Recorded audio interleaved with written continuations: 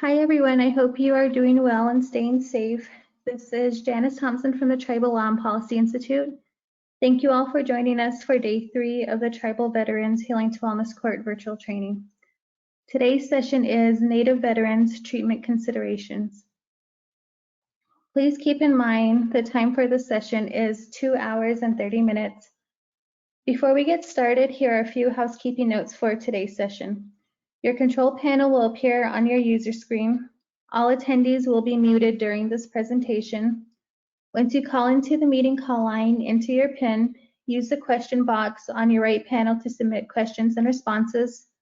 The questions will be monitored throughout the presentation. There will be a Q&A section at the end of the presentation. To minimize the control panel, use the orange arrow at the top left panel. Following this webinar, please complete the evaluation. A notification email will be sent out containing a recording of the session and a PDF of the PowerPoint. It will also be posted on wellnesscourts.org. I will now turn the time over to our presenters.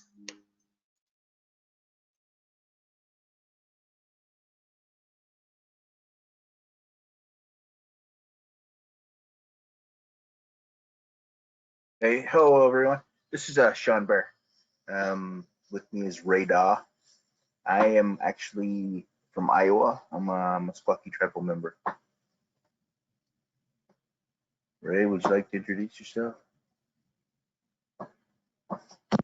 Good morning, good afternoon, everyone. My name is Ray Daw. I'm the Navajo from New Mexico.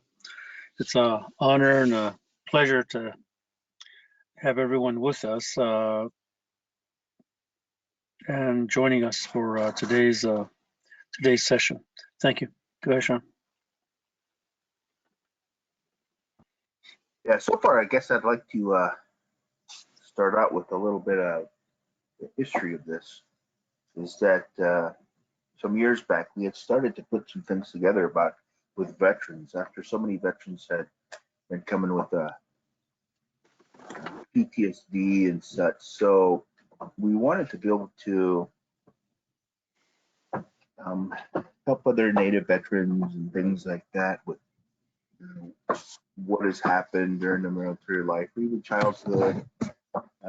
We thought about this quite a bit, and we were looking at this and thinking about trauma. So trauma throughout the lifetime is important to look at when you're looking at PTSD.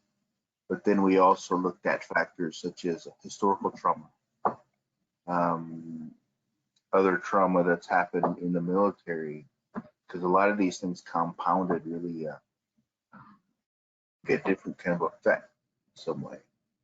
So looking at historical trauma is a little bit different because these are things that's been going on, and a lot of times, they have their own kind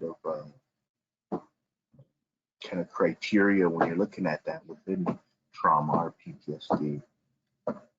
So we began to think a lot of things, but what we really wanted to be able to do was to bring in other factors such as history, because the history is very important in knowing.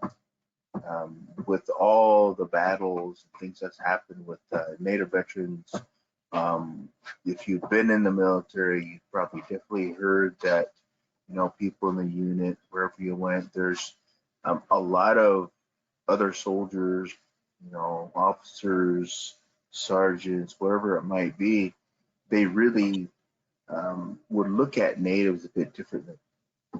And looking at them, they have these supernatural skills, they can really run really good or whatever it's going to be. But a lot of times, a lot of Natives are put into more elite units or special kind of teams or things as such, thinking they have all these spiritual powers and gifts that help them.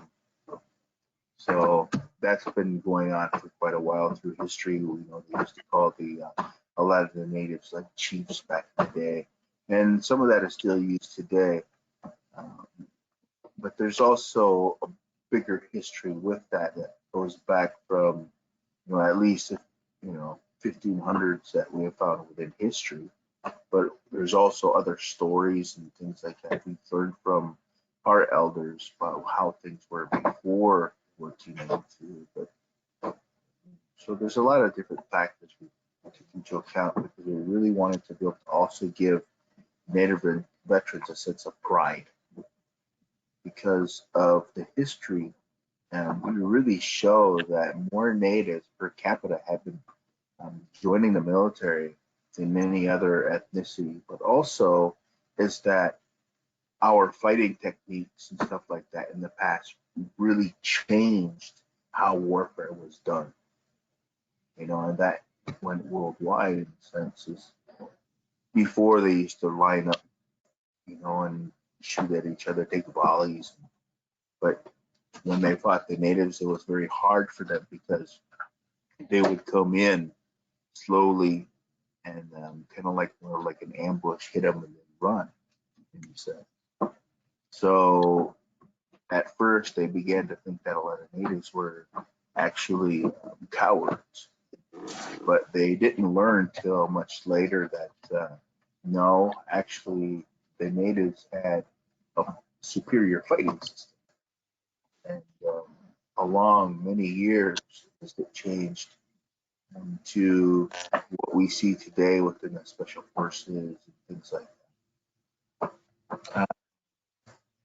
Usually this Native American veteran curriculum has 5 different modules, and it usually takes us 2.5 to 3 days to be able to do the whole training. We do go to other tribes if you need this. A lot of times what we do is do this, give the information to the tribe so that they can adapt it to their own tribe. Because there's some things that are very different among different tribes. So we want to take that into consideration. Next, please. Okay, so we're funded by the National American Indian Alaska. Well, we work with the National American Indian Alaska Native ATTC out of Iowa City, Iowa, which is funded by SAMHSA and CSAT. Well, also with the HHS. And the content of this publication does not necessarily reflect the views of policies of SAMHSA or HHS. Next.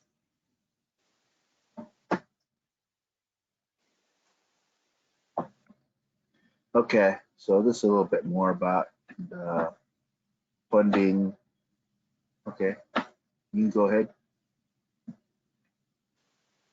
So here it's like within the ATTC, definitely here Iowa, the more yellower part, but there's other ATTCs, and you'll see the different regional areas around here. Like I live very close, but we're not part of the Mid-America ATTC. The reason we put these up is that a lot of times when you're working with tribes, the tribes' lands are also within other regional areas. So they also need to be able, they can get assistance from each one, not just the National American Indian Alaska Native ATTC. There's also, there's Midwest, Northwest ATTC, Central Rockies, Great Lakes, all these different ones. A lot of times this here is in the Southwest ATTC. So that's would be like Albuquerque area. Okay, what? Okay, so right now they got there was 4 national focus areas before, but then it began to change with the new network. For a little bit there, the National American Indian Alaska Native ATC was gone, and also the National Hispanic and Latino ATC. What they did keep was the National Coordinating Center. It helps, like almost kind of like more of a support kind of with the other agencies. But later on, they realized that the specialty with the Native Americans, Alaska Natives, and the Hispanics and Latinos, they didn't have those, so they brought them back again into again, made us national focus areas. Okay, move on.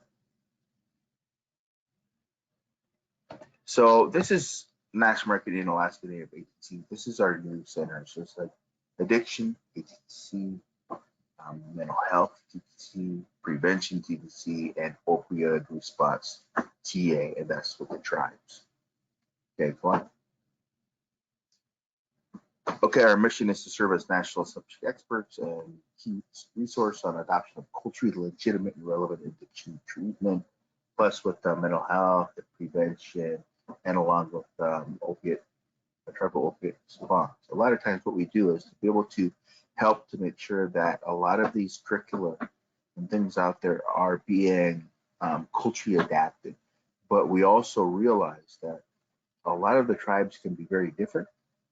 That doesn't mean that if you adapt it to one area, it's going to work in every one of them. Also, those need to be changed as well. Okay.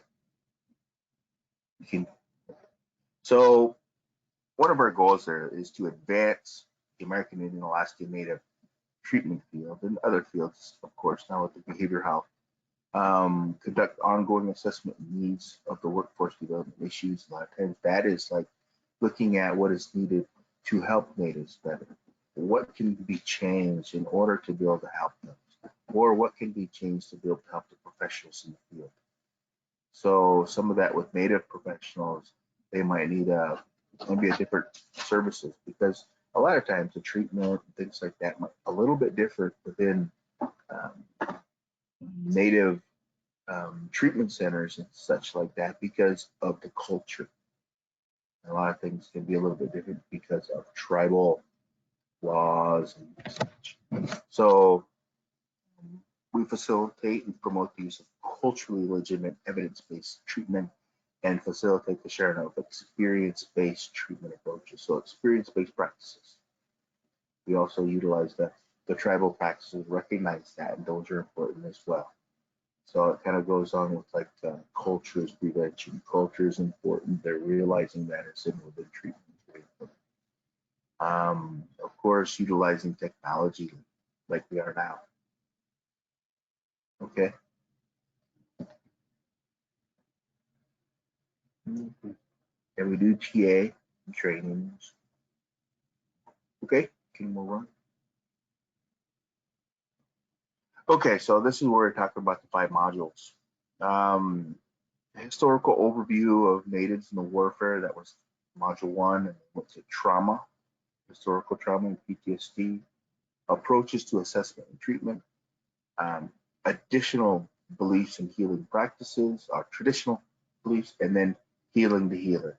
The healing of the healer is also usually made for professionals out in the field, those who are working with a lot of these people with PTSD and trauma, because of what happens. It usually is a secondary trauma. As people work with trauma victims, a lot of times that is kind of like transferred. And then with the healing practices, a lot of times healers, medicine people have to take time out while they're working with people like that, because if they don't take that time out and care for themselves, they may get sick as well. Okay, so move on. Okay, so this is module 1.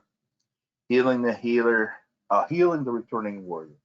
Historical overview of natives in warfare and military. Okay. So these are some objectives. Describe the history of native warriors. Describe characteristics of native warriors. Describe the history of native soldiers, and describe characteristics of native soldiers. Move on. Okay, the purpose of this module will offer opportunity to tribal veterans and communities to recount their ancestral stories and traditional warrior practices, and also allow professionals to be able to understand that a little bit better. They can account during assessment processes and treatment. Okay, you can continue.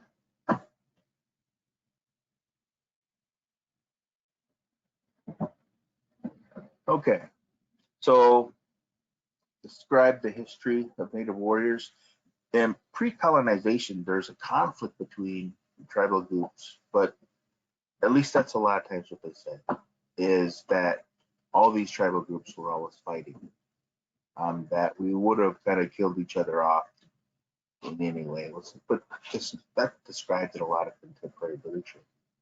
But with tribal oral accounts, you know, there are stories and incidents of conflict, which describes no killing at all. Is that when you look at higher like teachings long ago, is that they said you cannot take a life, you do not take body parts, you do not do these things like that, because all life is sacred. So we knew that it was not up to us in order to take a person's life. That was up to the Creator to correct those people. So a lot of times when these things had been done, a little bit different. Mm-hmm. But if there ever was tribal conflicts, they tend to be small scale. Mm-hmm. Occurred when tribal issues were encroached upon by incoming neighbor tribes, or when somebody might have hurt somebody when they should not have. So a lot of times it could be like abuse, or another tribe, somebody hurt somebody within the tribe they should not have. One of the stories here, it might be a little bit later, but I'll describe this story here now, I guess, is the story, it was a story long before 1492. Those tribes, I'm talking about kind of neighboring each other, but they both had their boundaries in a sense around themselves, an area that they patrolled to make sure that there was no problems going on. So all these warriors would go out and kind of go around through the boundaries and kind of make sure everything's okay. But the story went on that one time these two met each other. The two tribes met each other, but they had both been overcoming a hill, and there was a valley in between the two tribes, these warriors. So when they came upon each other, they both sent down their strongest warrior. They both went down the hill to the valley and met each other face to face. Didn't say a word, they just looked at each other. And eventually they began to circle each other. And within history, they say that within those teachings in that story, they said that sometimes this happened. It might be for minutes, it might be for hours, it might be for days. But by the time those two parted, they knew if they had fought, who would have won. So that's kind of how they had kind of settled that, is they realized who would have won. And that is how they kind of dealt with that kind of overcomes and such of taking life. And they both separated. Okay, can move on. Okay, so young men were trained in a sense like martial arts. And all these people have their own people around the world have their own kind of fighting. So that's what we were kind of known for as well. I remember a long time ago when I was a young kid, people saying, "Hey, you're going to teach me how to leg wrestle." All these different wrestling. They always thought these dudes were really good with wrestling right away. So of course, me and my brothers, we all got into wrestling very young. Tried to develop ceremonies for that healed, physically, emotionally, socially, spiritually. A lot of times it's like we know that ceremonies, we don't say, hey, let's go make a ceremony. Well, sometimes it's like those are brought to us and how to help our people. We realize that.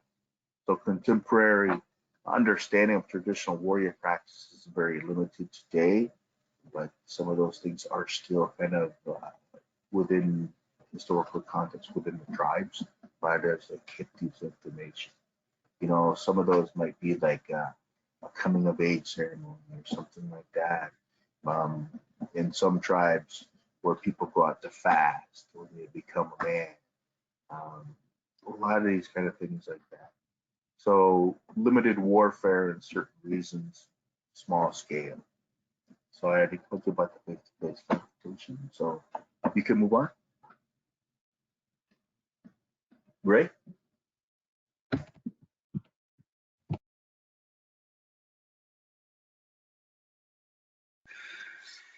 We talk about warrior identity in three areas, three contexts. One is that in most tribes, if not all of them, males and females were given names, warrior names, and in some cases, I know, in my tribe, Navajo, males and females are given names of, I guess best way to describe them as warrior names, and that's fairly common across many tribes as part of a coming of age and giving identity to people.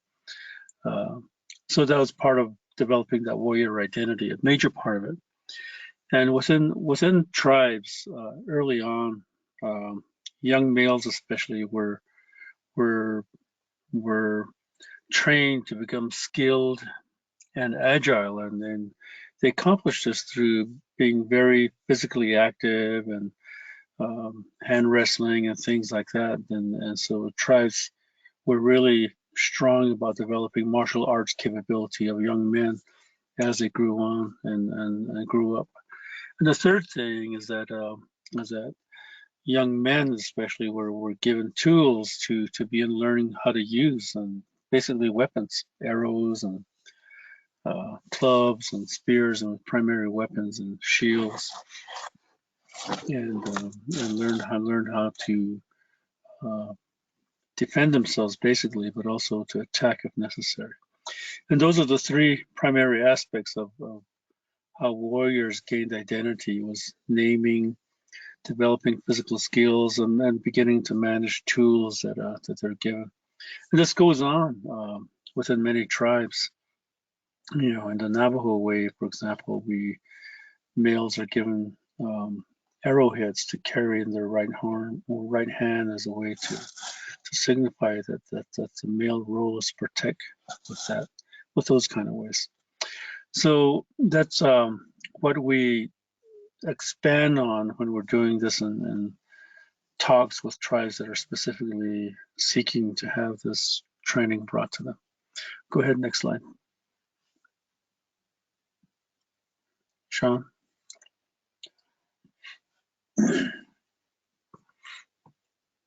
Okay, so let's see. Okay, so within history and stuff like that, yeah, the history you can look up in the books at times. Some of this can be a little bit harder to find. You got to do a lot of research. But some of what we found was documentation of native warfare in 1528. That was with the Abenaki in the Florida area when they were fighting the Spanish. There were people had been coming from Cuba at the time, I guess, and they were trying to overtake a lot of that land. And the natives there had to fight them off. Though what they had talked about was this fighting that they used then, even back then, guerrilla warfare was utilized during that time. And that hand-to-hand combat was the norm and created rules for conduct for native warriors that were strictly followed. So natives had learned to be able to defend themselves. They, of course, we didn't have the firearms such as we do today. So a lot of different fighting techniques. It was definitely more important. Okay, continue. So objective 2, we did do describe characteristics of native warriors. The purpose is to discuss what characteristics of native warriors were.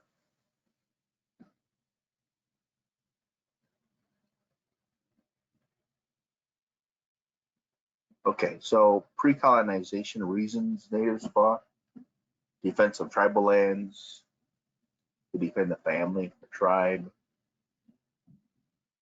A lot of times with we look at even today is that it's a warrior kind of history within us. It's kind of ingrained with us. A lot of times when we join the military, that's exactly what we think about. And it's the same kind of things that even the females join the military for. A lot of that is very shared among both male and female, is that the history of that family, the tribal warrior traditions. People want to excel as a warrior. Our loyalty to the tribe, loyalty to the land, our loyalty to, in the sense, the government that's going on around, wanting to be able to be in that as well. That this has been our land for much longer. We should be able to be protecting ourselves and protecting the land for it as well. Okay, you can continue.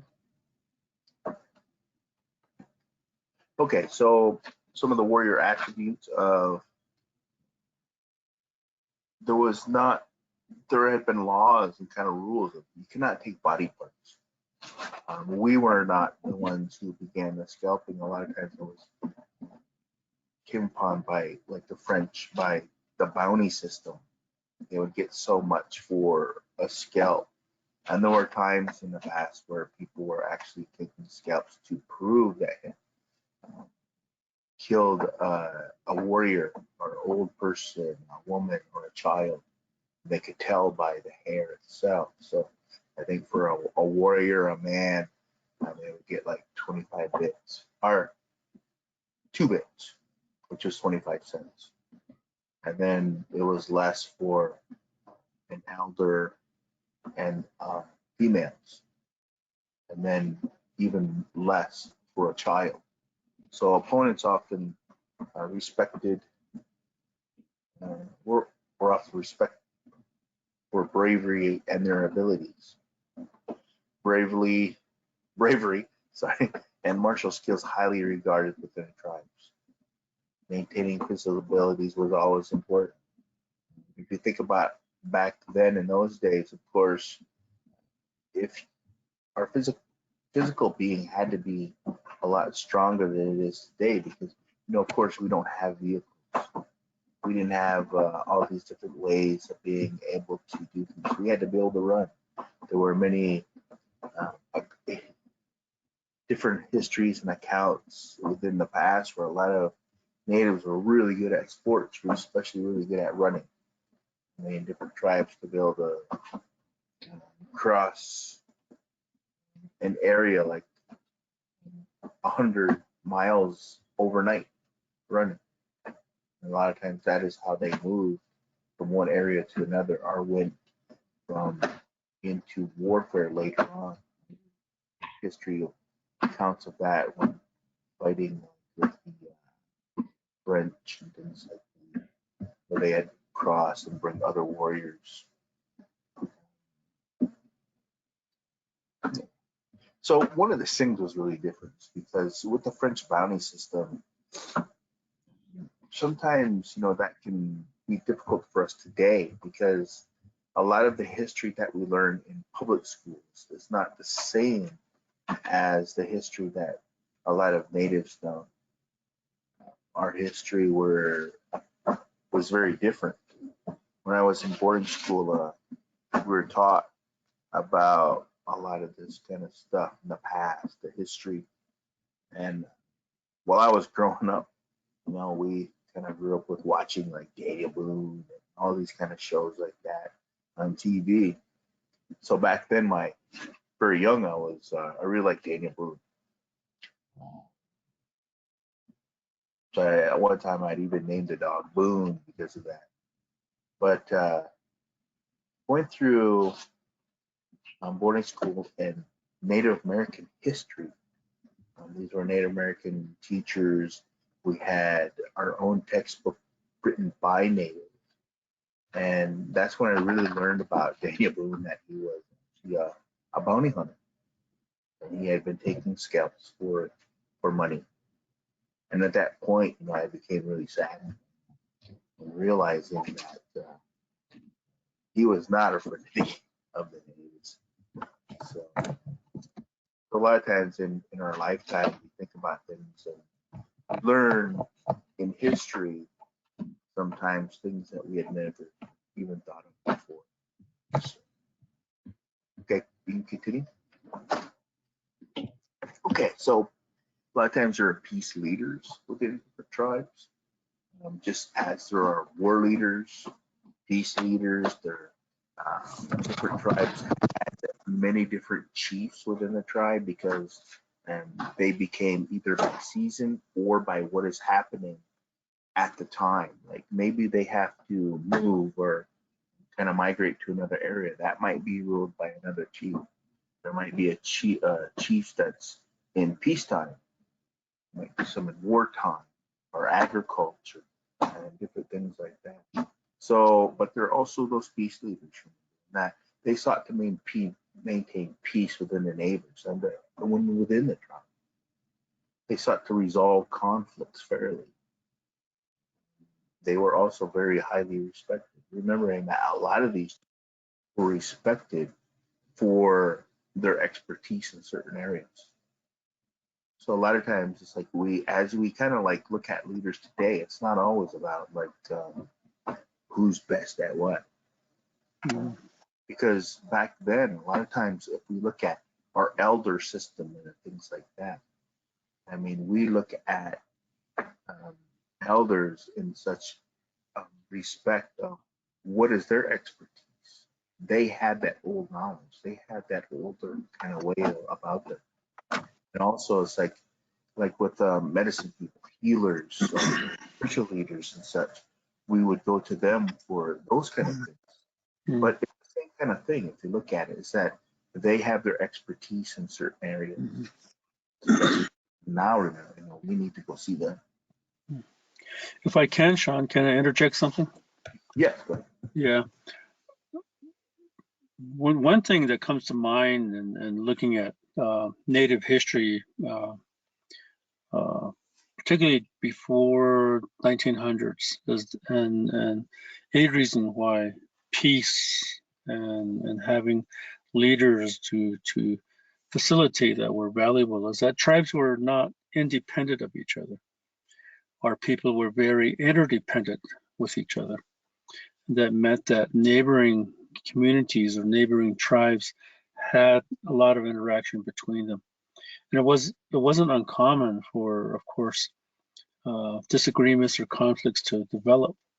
And during those times is when the leaders who in the tribes who were there to keep peace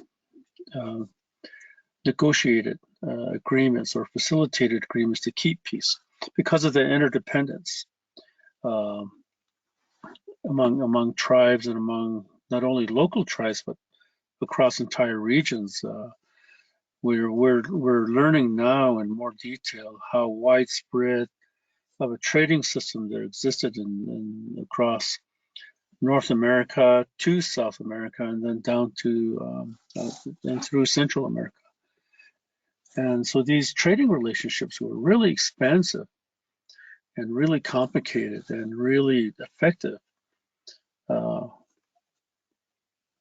Made it necessary to have a system whereby potential conflict could be resolved without having to get into battle or war or fights.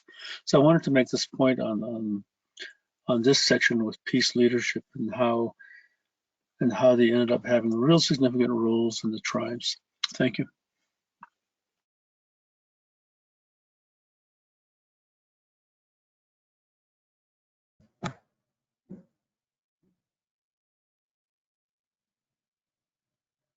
Okay, so objective 3, describe the history of Native soldiers. Purpose is to discuss how Native warriors have fought alongside Europeans since the beginning of European colonization. Okay, you can move on. Okay, so Native Americans have played an integral part of the U.S. military conflict since before it became America. Colonists had recruited allies from Native tribes during the Pequot War. It was in 1634 to 1638. But a long time before that, we, and even before and after, as it continued on, a lot of the different English, French, all these others had been recruiting natives into their units and stuff like that for a very long time. They wanted to be able to learn about other tribes. They wanted to be able to learn how they fought. They wanted to be able to know the area, so that a lot of times they became scouts. They became part of those military units. They were not always treated very well, but they were respected for what they could do for them. A lot of times, too, they fought alongside them. Of course, when we look at that with the treaty system, that became actually part of the treaty as they began to look at that. And these natives know about other tribes in the area, so when we had part of our treaty is to make them help us as well. Okay, you can move on. So different approaches to conflict and warfare is what we talked about a little bit before, is when they lined up and faced each other, took volleys at one another. What they called those lines is the thin red line. That was part of their warfare. They would line up in rows and shooting at each other. It took very heavy casualties. European teams were, they fought in open fields and were not accustomed to fighting in forests and certain terrains. So a lot of times that's what, and fighting the natives was very different. I guess they had thought that we would just come up, line up, and do the same, but that was not our warfare. And if you think about it, a lot of these kind of things are built upon almost like hunting in a sense. Hunting for game. You have to be able to be quiet, sneaky, kind of in a sense, and to be able to come up on animals. And it's not the same way as before. We can just sit here because the distance, in a sense, makes a difference. Now we have like rifles and such. Back then it was like bows. Of course, we have to be able to get close enough to be able to even get a deer or something like that. So moving, you have to know the terrain. You have to be able to know how things move around. But of course, with people, not everybody's going to be moving through the forest, especially a large force and military. They're going to try to take some other kind of area. It's a little bit easier to travel. Okay, can you continue? Okay, so guerrilla warfare, like what I talked about before, was like 1528 or so. It was like back then they knew about guerrilla warfare. They had been using ambushes, sabotage raids, petty wars. That's like guerrilla warfare. Hit and runs, mobility. Normally in the use of larger, less mobile military forces. If you look at them, so a lot of times when you look at guerrilla warfare like that, it causes fear, disorientation, confusion, exhaustion, chaos, havoc among enemy forces, making them less efficient. Now, if you look at some of that, it's because when you take out leadership within kind of a military force, those who are coming down the line, especially like at squad leader, team leaders, and stuff like that, these are the ones who are actually kind of controlling those smaller units. Those are the ones that their soldiers have been working closely with for a while. They begin to get close to one another. They learn how each other fight. They take the orders of those kind of lower leadership, and by, if they are taking those out, it definitely causes confusion among those smaller units, because then they're less efficient because they're not communicating as they should normally.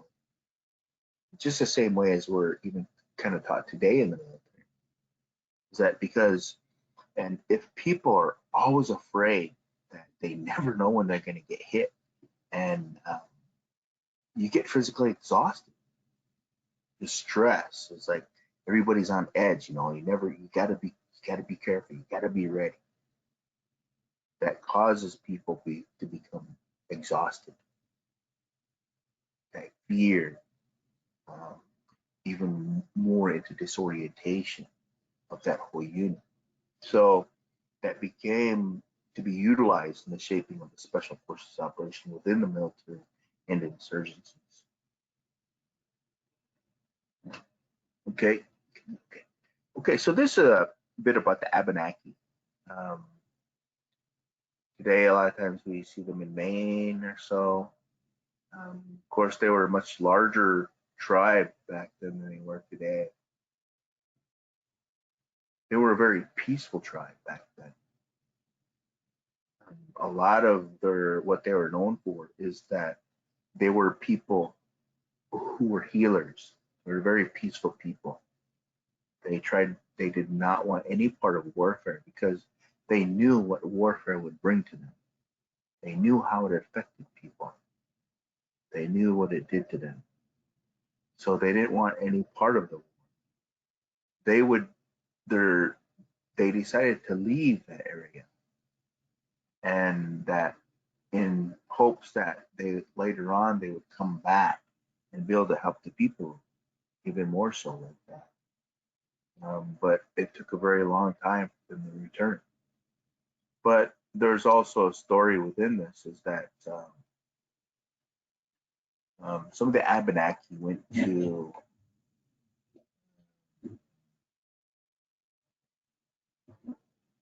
it's like a monastery in a certain area to be kept safe there. It was like a church way out in the middle of kind of this area. It was part of that is that their medicines were really strong in healing, and one of those ceremonies was the bear dance. The bear was like within the Algonquin area and stuff. They're known as healers. A lot of the healers come from either the bear clan, moose clan, eagle clan, things like that.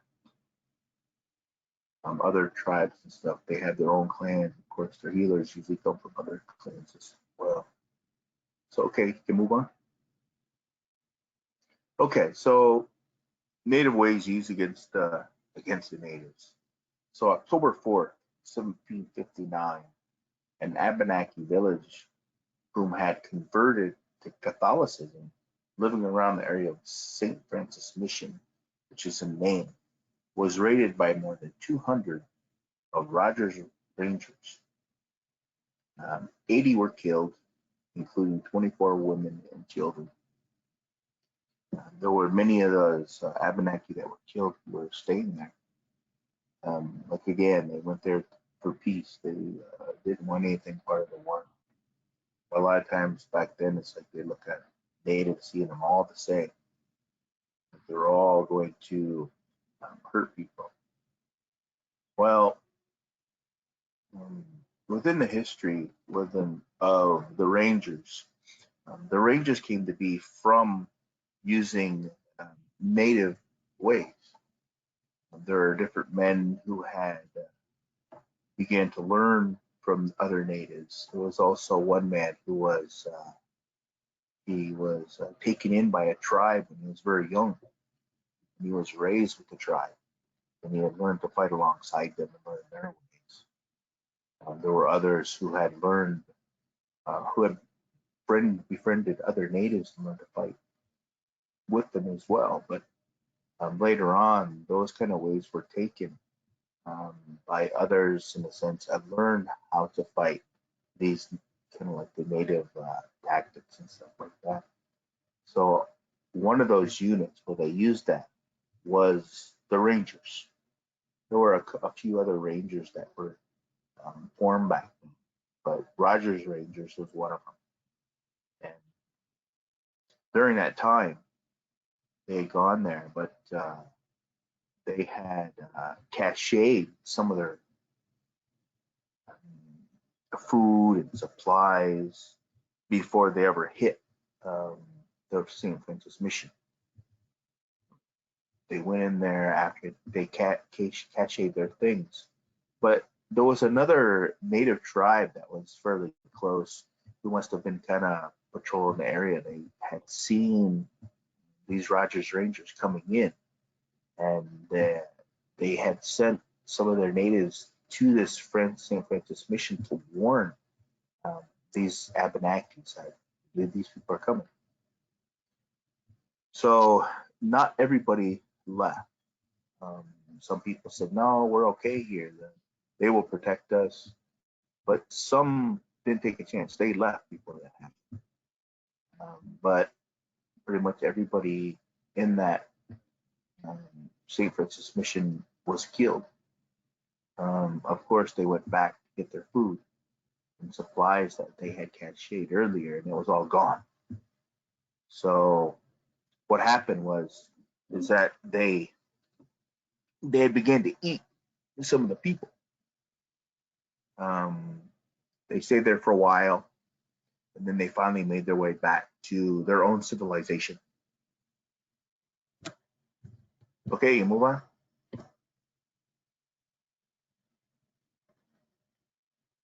Okay, so during the first 60 years of the 1700s, while war between the French and the British military, both sides had used natives as scouts, sharpshooters. Today we call them snipers, and skirmishers. Those are recons, patrols, ambushes.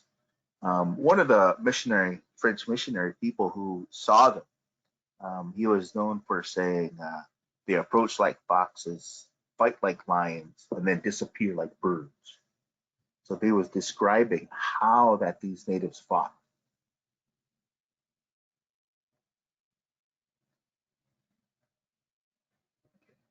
So King William's War is considered the first French and Indian wars, of the French and British utilized natives in fighting what they called the fight for the Americas. Both sides were utilizing natives to fight with their own tactics in order to cause chaos in the military. But by the end of the Revolutionary War, native fighting tactics were seen as superior to of the British and French. Like I said before, they realized that these natives were not undisciplined, but could move as a unit, slow and silent, with speed while going through battle, but also ferocity in battle.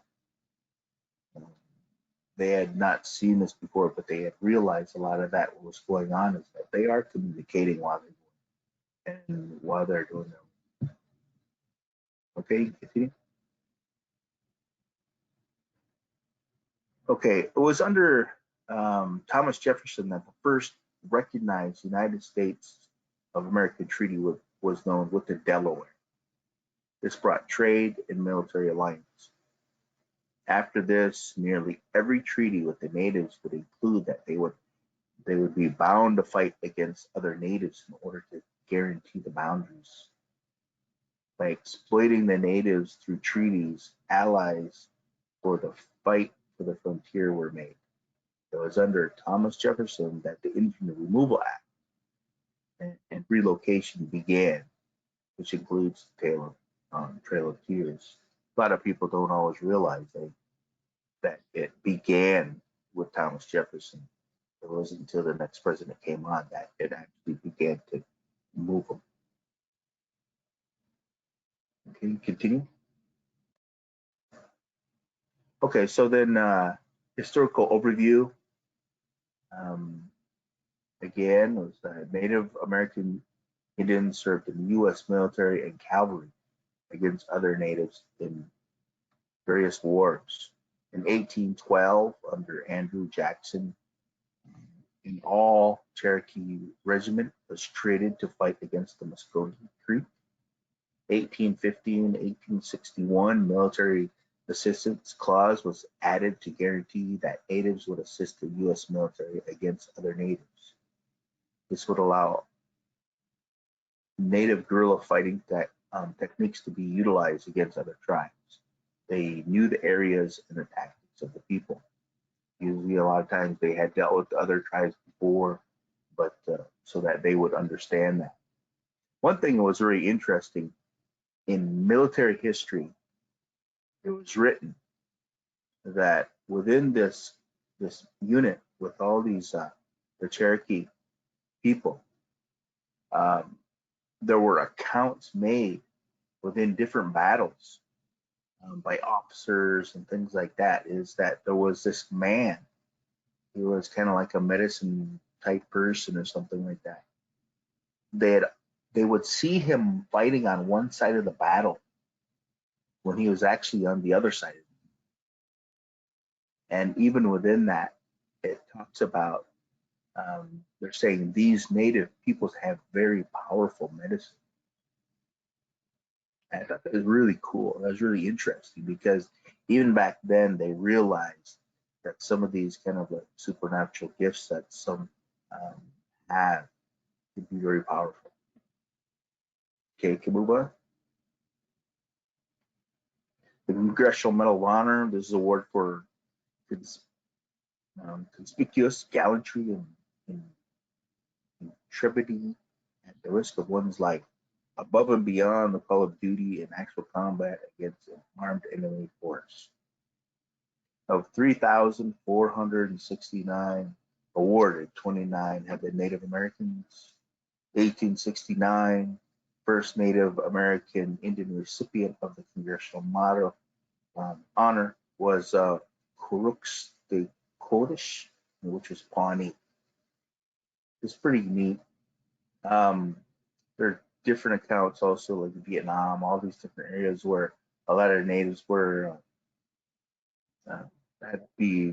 awarded the Congressional Medal of Honor by saving others and stuff like that. It's really neat. It's kind of like Audie Murphy and things.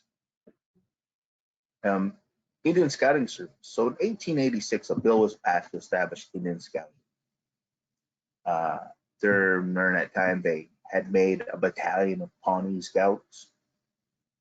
Scouts were used in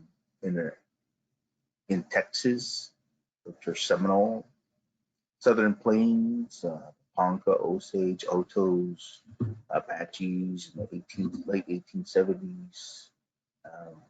From their value came the Scouts, Cavalry, and Sharpshooters of 1891. 2,000 natives were placed in the regular armed forces then. The Indian Scouting Service was disbanded in 1943, but from that came the Special Forces. And I had a chance to, when I was in Fort Bragg, work in the Scouting, the Special Forces building for a while. So they had me read a lot of their material. So it was this large kind of bay room with all this information all around the walls, a lot of books and things, and it gave a lot of respect and a lot of things like where they came from, the history of how they became, and they gave a lot of credit to the natives. Really neat. They talked about the Indian Scouting Service, the 3 lightning bolts, and crossed arrows, which was really big with the scouting. They kept some of those. So that's how they had done a lot of that.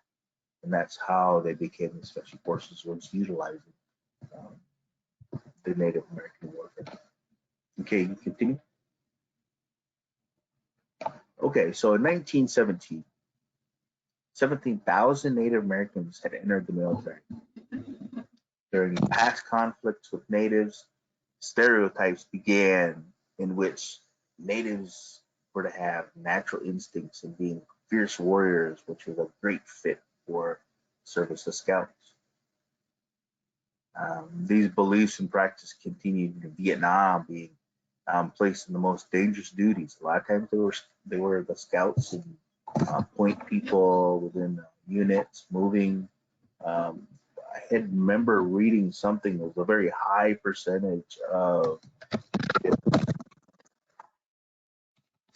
man, pretty high. It was over, I know, over 50% of all these natives were, some of these elite units were made up of natives. It's pretty neat. So John, under General John Blackshack Pershing, he used Apache scouts in pursuit of Pancho Villa. Many were in the 358th Infantry during that time.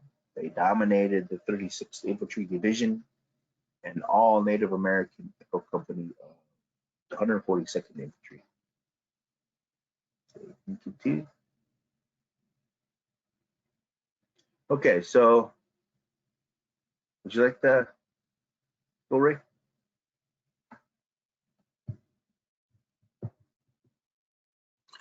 Sure, I'll do this. In World War I, there were about 13,000 Native Americans that fought in that war, and the significant thing about that war and the Native Americans who fought in the war is that they fought. These 13,000 Native Americans fought without U.S. citizenship. Although, and what I read about many Native Americans who joined the war and at that time was that they did it so that their people could gain citizenship. The hope was that if they went to fight in World War I, that in return the U.S. government would grant citizenship to the tribes. Go ahead, change. So survey, one of the unique things about the World War I experience that American Indians had was that there was a really large survey that was conducted after the war.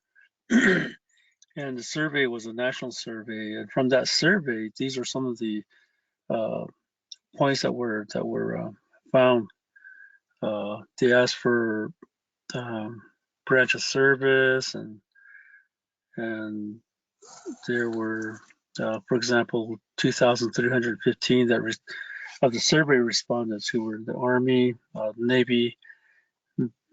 Veterans at that time, there were 116, and other branches that included the Canadian armies. Some natives from the United States joined the Canadian Army, and others went across overseas early to join the British and French services.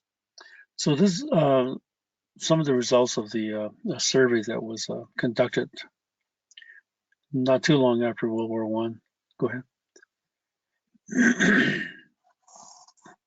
In World War I, we hear quite a bit about Navajo code talkers, but the code talking process has been going on for quite a while, predating even World War I. But in World War I, one of the more significant group of code talkers were the Choctaw. And like almost all Native American codes that are used in language, the Germans weren't able to break that code, and they used Cherokee code talkers as well. And then in World War II, a whole bunch of other tribes in World War II were able to use their languages in both the European front as well as the Pacific front. With Navajos primarily the Pacific front. Continue, go ahead. In the Pearl Harbor attack, there's after that surprise attack, about that led to 40% more natives joining the military voluntarily than have been drafted. The United States put in a draft system, and a lot of people were brought into the military as a result of the draft. But for Native Americans, as it happens time and time again, more Native Americans volunteered than had to be drafted. Go ahead. We know that in 1943, a lady from the Blackfoot tribe, Minnie, spotted what was the first Native American woman to enlist into the military, and she joined the Marines and accomplished herself very well in her service. Go ahead. And the first Native American woman to be killed in action as part of the military in the 1900s. That happened in World War I. A lady by the name of Darlene Yellowcloud was killed in action in France when the city she was in was attacked. And then more recently, many of us are aware of the death of a Hopi tribal member in Iraq back in 2003. Lori Ann Piestawa was a lady there. So we have Native American women basically serving in the military, having been killed in action also. Go ahead.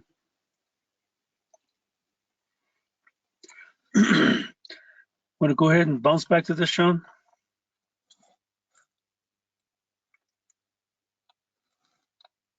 Okay, I can do that. Mm-hmm. So in 1942, the first Special Service Force was formed. They combined, it was a combined unit of Canadian Americans that would gain fame in Vietnam. The Special Forces would utilize the Indian Scouting Service's cross aerial insignia. So you see here, they got the arrowhead. It's pretty cool. A lot of these units, you can still see a lot of those kind of things. Check something real quick.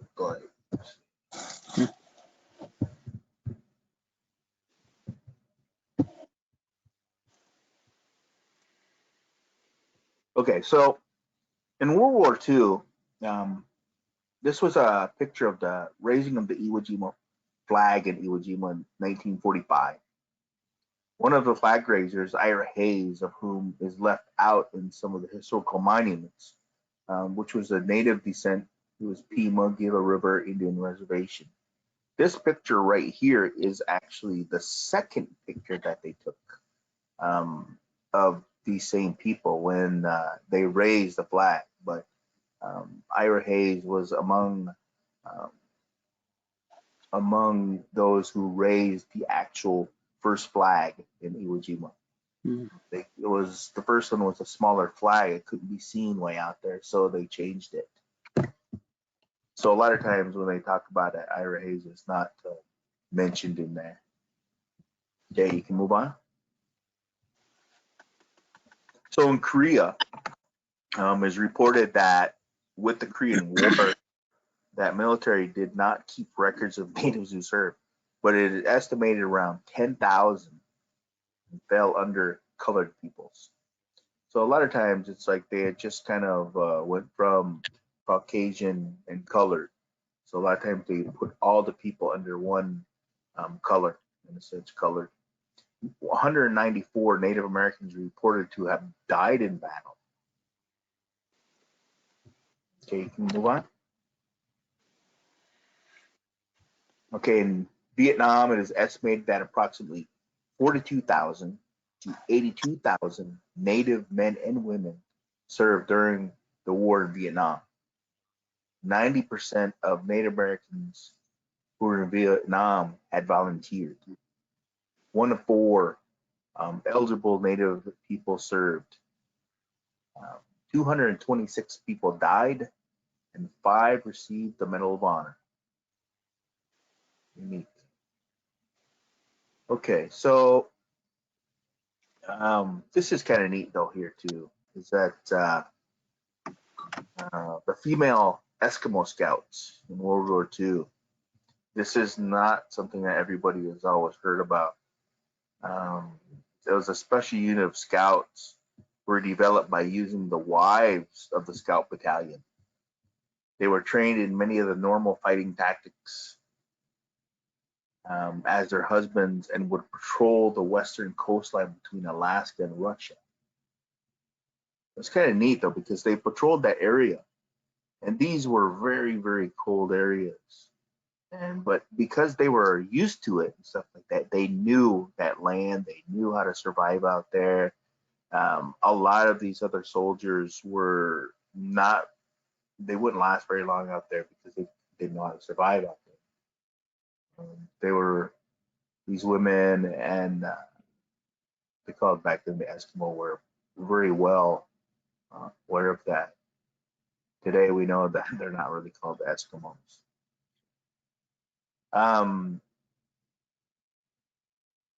It was one female.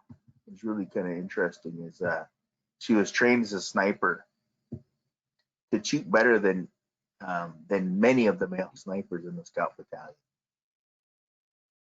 It wasn't until 1976 that they finally became an official active duty National Guard and began to receive pay. So you see, during all that time they were serving, they didn't receive pay. They're doing that all that time, so it's pretty cool. Okay, so describe characteristics of Native soldiers. So purpose is to create understanding of Native warrior practices and European warfare practices. Okay. So like I said before, it's like many of the reasons Native joined the military was some of that was described earlier on. You see here again is that many of these are the very same things. This is both men and women. There's patriotism to the U.S., loyalty to the tribe, defense of the country, defense of tribe and family, a warrior history, history of military service in the family, tribal warrior traditions, being successful, excelling as a warrior, and they strive to be better than many of the others they join. So it's really neat because so many people hear of why Native men join the military, but they don't realize that many of the women, when they join, a lot of the same reasons. Okay, you can move forward. Okay, so each soldier has her reason. Okay, what does the veteran or active duty soldier describe as his or her reasons for being in the military? How does he or she review or view their roles in the military? If a veteran, does he or she view how do they view their discharge? Does a veteran describe family and military history? So these are things to be able to look at and consider when you are assessing these soldiers that were from the military. You know, what does it mean to them? Why did they join? They feel good about that. How do they view the discharge? A lot of people, they don't always realize is like sometimes people do get in trouble, and their discharge can be other than honorable. So does a veteran describe their family history? Because that's going to mean something to them. That's going to mean something to their family, how they feel their family may feel about them. So really kind of take this into consideration. One thing about, we had been doing some surveys with Native veteran women, and it's very interesting because some of that information, we learned things that we would not have probably any other way, and it's things that you don't hear out there going on. Is that within what was going on overseas now is that some of them, even before they went there, were approached by their own leadership. And what they described it was as sometimes it's a platoon sergeant, platoon leaders, first sergeant, different officers asking these women to help raise morale for men. of the other soldiers, and that they said they would be paid for those services. Now today, not too long ago, we were hearing of all these women who were being discharged for prostitution, but you don't really hear that they were actually being asked to do this by their leadership, and the promises that they would be able to get paid for this. And now you'd heard that a lot of them were discharged dishonorably. So you can move on. So it's important to know your ancestors' history and attributes of being a warrior. So while you're working with these soldiers, remember that. Remember the history. Remember that warriorship and how they think about it, how their tribe thinks about it, how their family thinks about it, because that all plays a role. Okay? Right? Okay. Very good, Sean. Thank you for the really nice overview of history and all the things leading up to here. Module 2 that we've been working on in this process is an overview of trauma. Native veterans, including Native veterans, experienced trauma during the time that lifetime and during the time that we were in the service. We're also going to do a overview of historical trauma, PTSD, and then some treatment options. Go ahead. So in module 2, we have again four objectives. One is to define trauma. What is it? The second is to have some information given on adverse childhood experiences, or more commonly called ACEs, and also to describe historical trauma. And then the last objective is to give a real quick overview on PTSD. Next slide.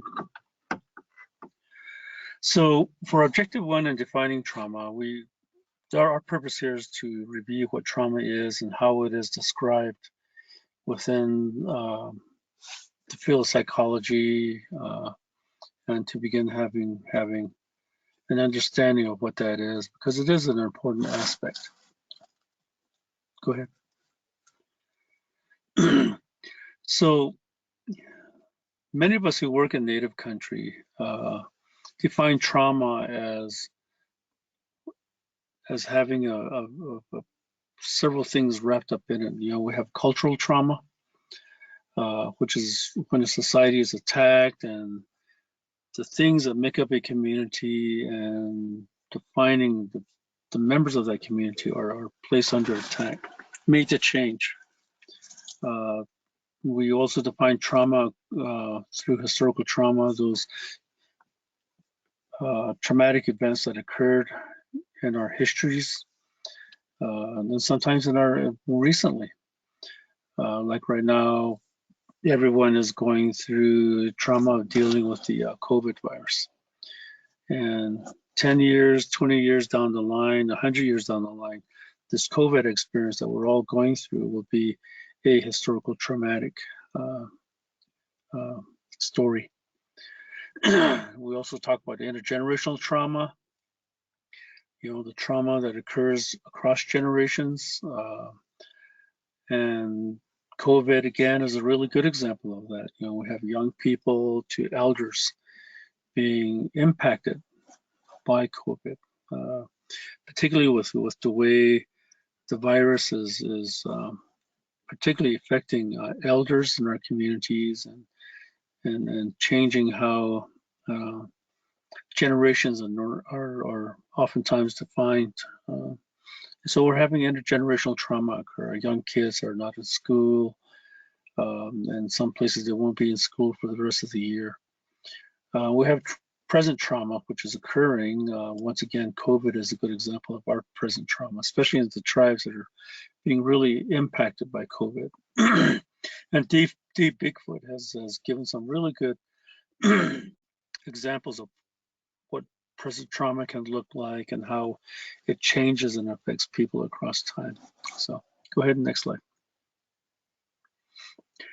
So what is trauma? Well, trauma is an emotional response to events and usually occurs right after an event. And it's not uncommon to experience denial and shock when trauma occurs. And I think we're living in a real traumatic time right now, and I don't know of anyone who's not being affected by the trauma of COVID. So I think we're living through this, especially during these days. We'll have long-term reactions to trauma. That is pretty common. Flashbacks are there, and emotions such as fear and anger continue to exist and pop up at different times. And trauma does affect relationships with others. It's very common to have physical reactions to trauma, particularly headaches and feelings of nausea. And those are normal responses to real significant life-changing events. So this information comes from the American Psychological Association. Thank you. Go ahead. Trauma, this is where the idea of intergenerational trauma really begins to hit in. And you'll notice that the reference here is social work today. So social work as a field is recognizing this also. The trauma is passed across generations from family members. And we see this really commonly with veterans in particular. Veterans enter the military, come out, and because of changes they experience in their life and in many cases trauma they experience that life, carry back into civilian life, back into families. And family members, civilian family members who haven't had a military experience, especially a wartime experience, will rarely, if ever, be able to understand and connect with veterans' traumatic experiences. That affects interactions. And trauma is passed through genes. That is well known now, is that trauma affects our genetic structure. It affects our brain composition, the way our brain works, and the cells inside the brain. And this is also called intergenerational trauma, and can go back in decades also. Next slide.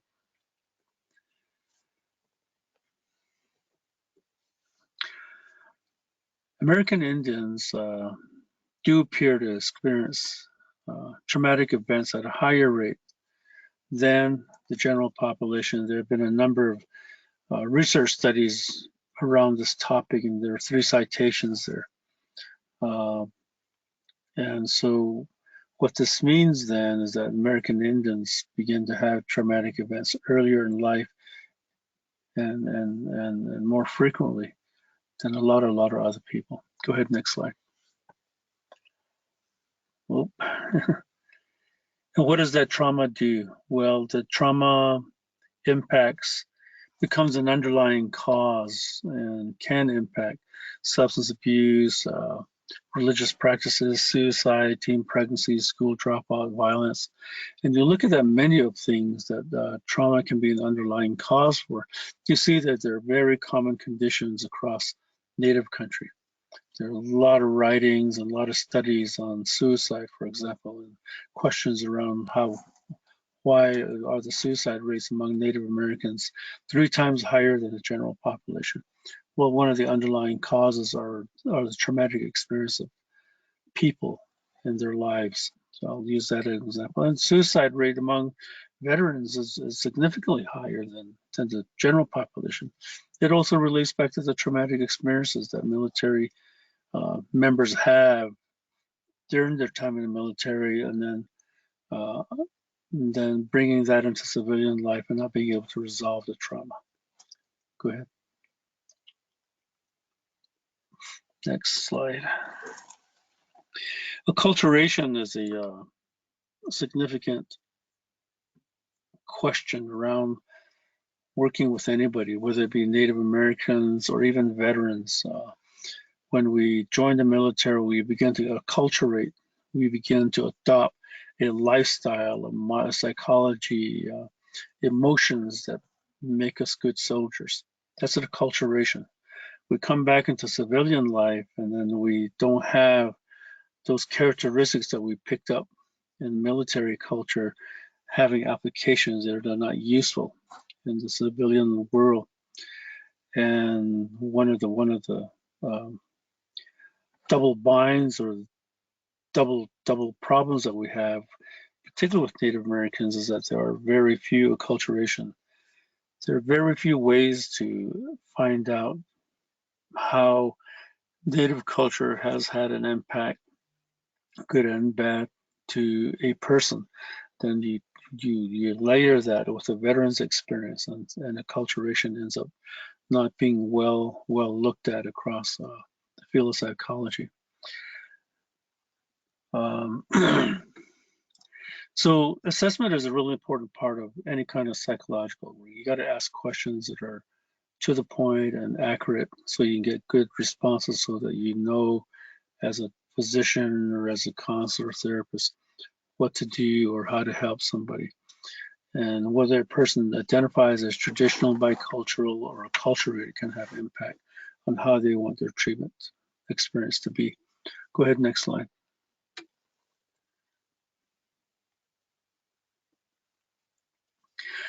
And what we generally look at is what we call an acculturation model. There are civilians are unacculturated to military life, and that's where the unacculturated paradigm is. And on the other end of that continuum are people who are acculturated, basically military people, looking at a veteran's experience. Veterans are, when you join the military, as I mentioned earlier, you get acculturated into the military system, whether it be the Army way of life, the Marine way of life, the Navy way of life, Air Force, Coast Guard, or whatever branch it is that you're going into. That branch has a culture, and you end up picking up the culture of that branch. Civilians don't do that. And veterans, when you come out of the military, you end up having to acculturate back into civilian life, and that's often sometimes doesn't happen too effectively. And that's where the acculturation model is good to look for, towards understanding the differences and the contrast between civilians who are unacculturated to military ways of being and veterans who are acculturated to military ways of being, and begin to reacculturate back into civilian society and life, but also assimilate back in. Most veterans are able to do that assimilation back into civilian life pretty well. Most people do, but there are some who really struggle with that. And then the second level of that is being a Native American, particularly if you're a Native American who's not well acculturated into the American way or the white way of doing things. You're kind of distant from that, or not used to it, or don't know much about it. And then we have that dynamic also that kind of gets on top of that. And we have also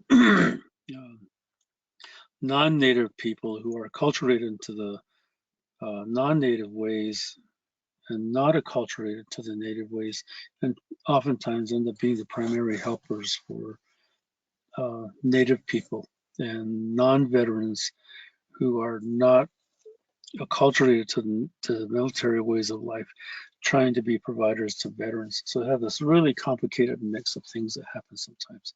Go ahead.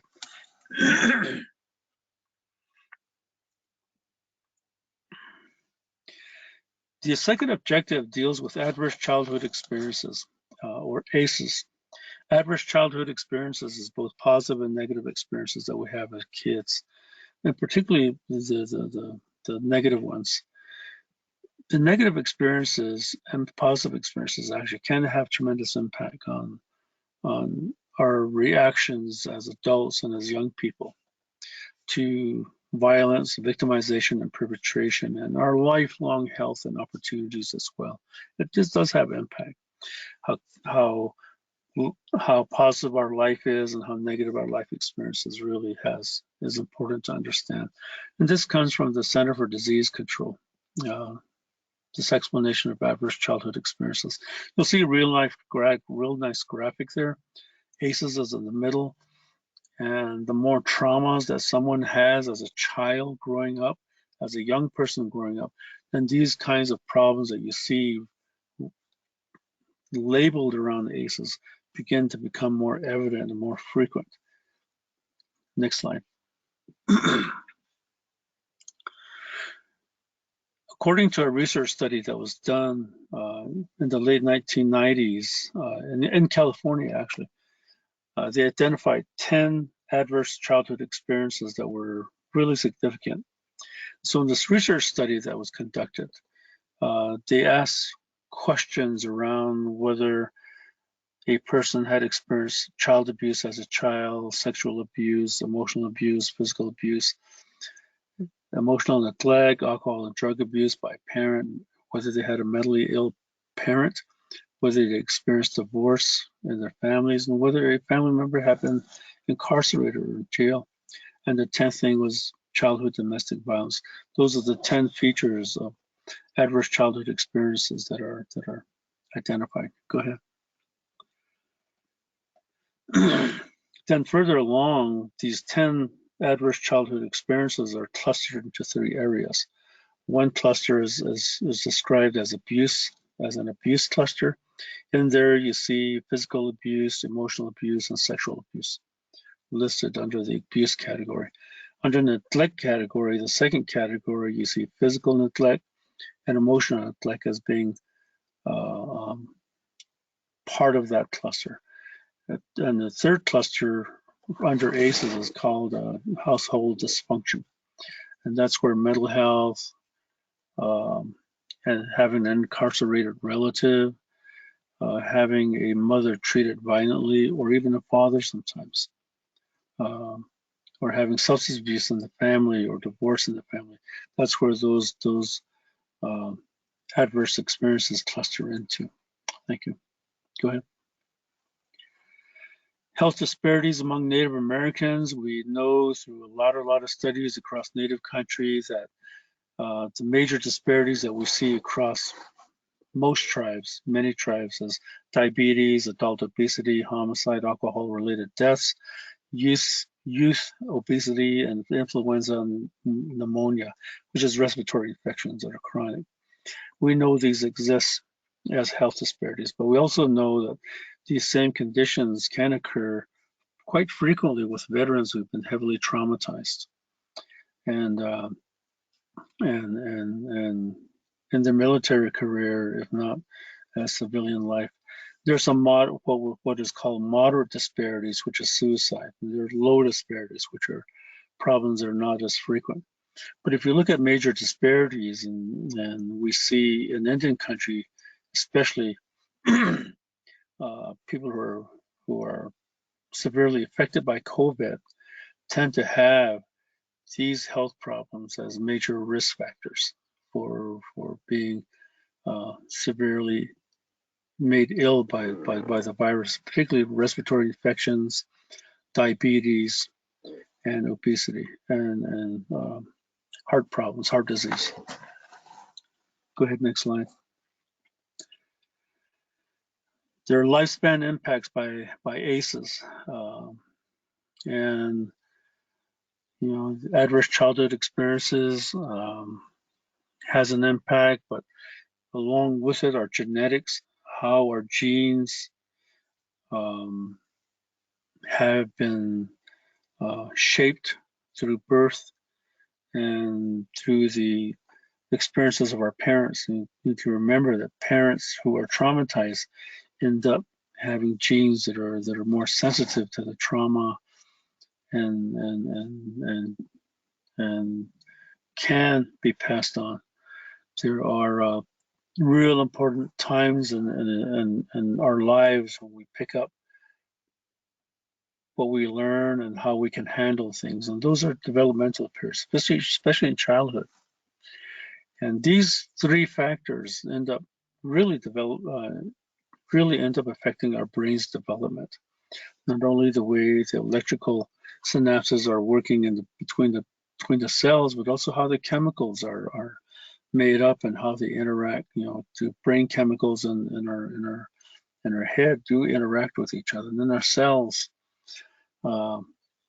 can be made adaptive or non-adaptive to the trauma experiences that we have. And cell mass is affected, which means the size of the brain and the way different parts of the brain are made up can be affected. And that lifetime impact goes on into how we adapt to that biology, the way our brain is functioning. And it does influence how we are in life, that we have a life of poverty, for example. It affects how we're going to deal with it and how we're going to live with that. And alcohol, how we function with work and school, our thinking becomes impaired when that adverse childhood experiences is really severe. And then, there are problems around psychiatric disorders that can exist, as well as the way we're able to think with clarity and well. Next slide.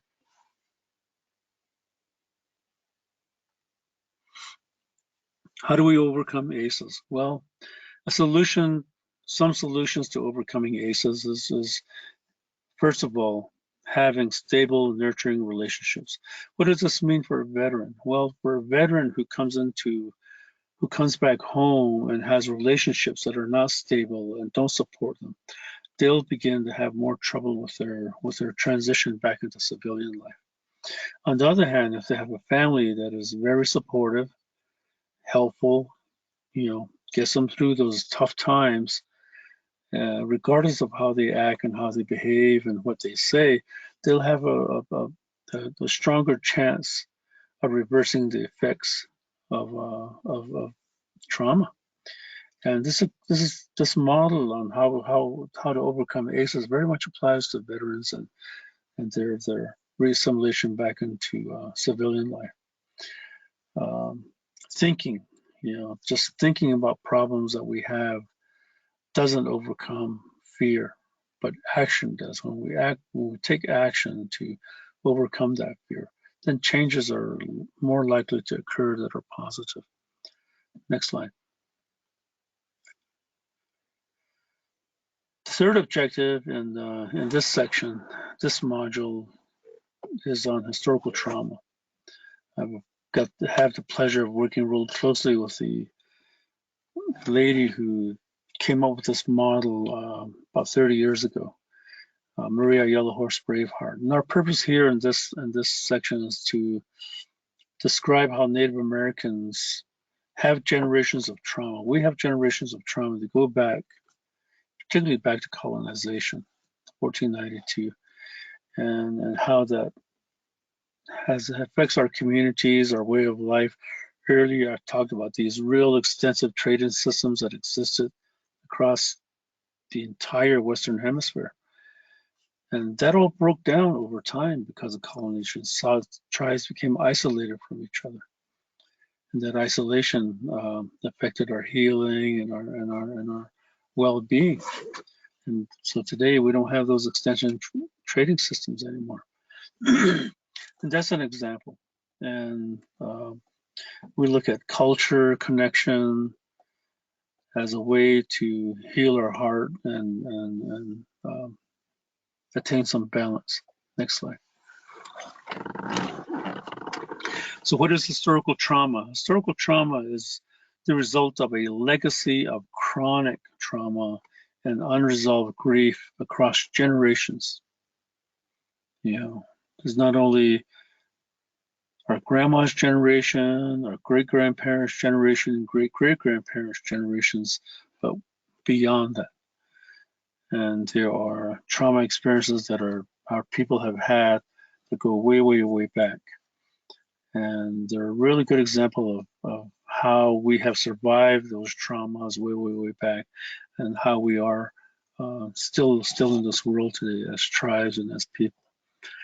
And regardless of what happens with COVID, for example, we will survive that and then gain knowledge on how to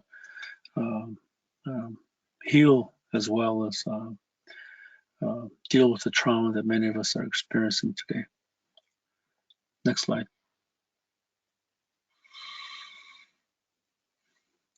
As we mentioned in the ACEs side of this presentation, there are symptoms that occur from trauma, and some of these symptoms are intergenerational. Depression, sadness, anger are some of the emotional symptoms that occur, and they can change who we are physically and emotionally and psychologically as these hardships occur. Most people are able to resolve the traumas and come out well and come out having good lives. Most people can do that and understand that the trauma they've had in their lives and across their families are resolvable through the ways that they have to mourn and to pray in a manner that they're used to. Historical trauma is a result, once again, of chronic trauma over time. Next slide.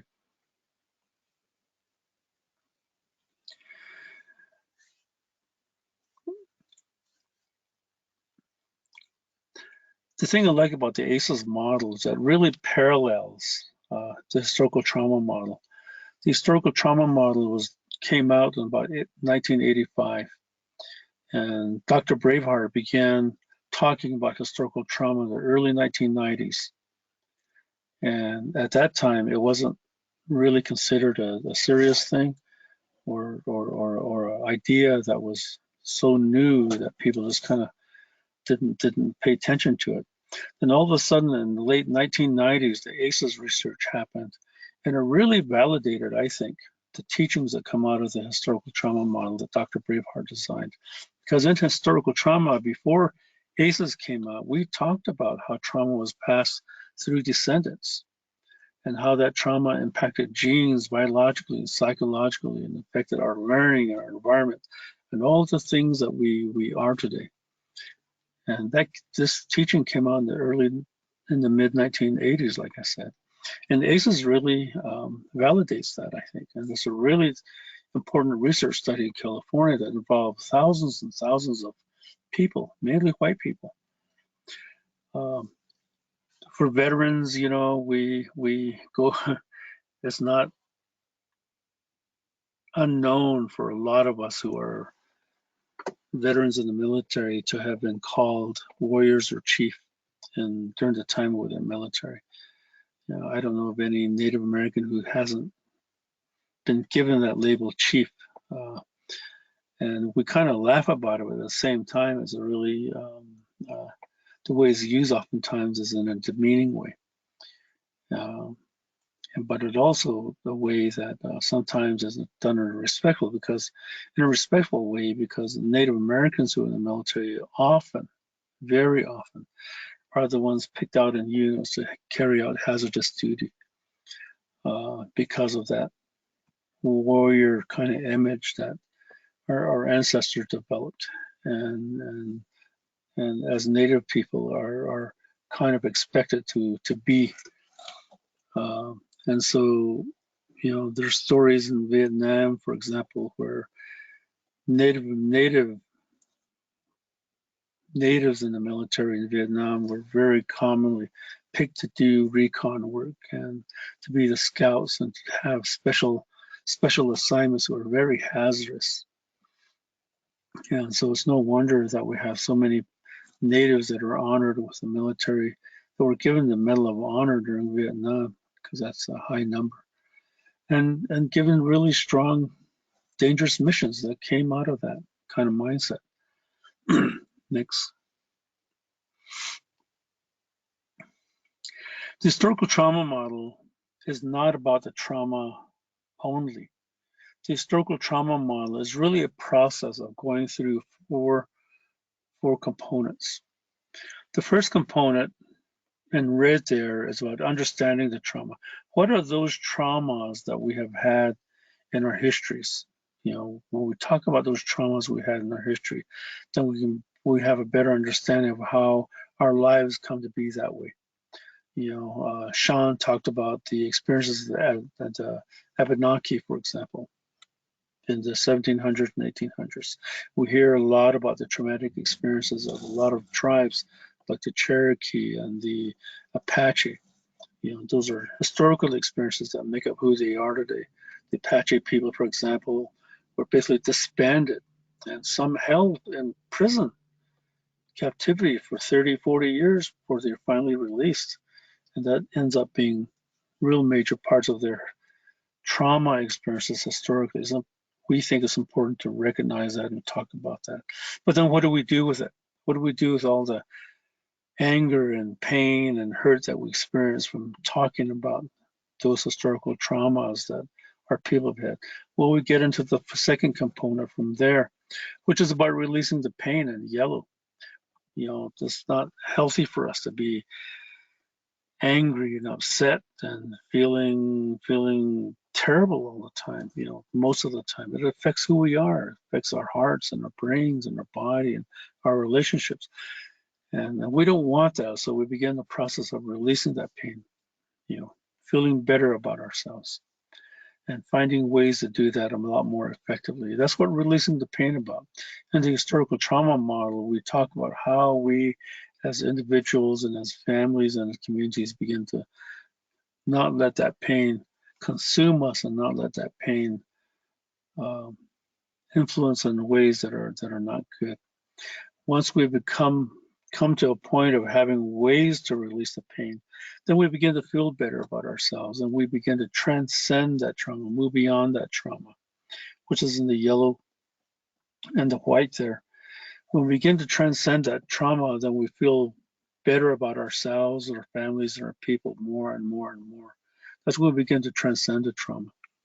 And transcending the trauma, many of us return to spiritual ways as a way to transcend the trauma and to keep on a good path so that we don't go back to having anger or sadness or bitterness or depression consume us.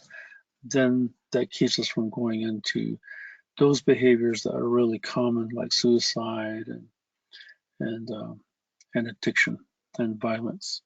So those are the 4 parts of the historical trauma model: confronting the history, understanding that impact of trauma, and then releasing that pain from trauma, and then getting beyond the trauma and to being good people that we are, that we can be. Next slide. Ways to confront the trauma. Well, we confront the trauma by acknowledging that we are a colonized people and that all tribes were forced to migrate from where they originally lived. If not made to move somewhere else, then to move somewhere a lot more tighter. That, you know, you look at the California tribes and they might have 20 acres of land that they live on today when they have had hundreds of acres to be able to survive on. That's forced migration. And the imprisonment of a lot of tribes over time has been really, really detrimental to our well-being, but also at the same time has created us to be very resilient people, very strong people.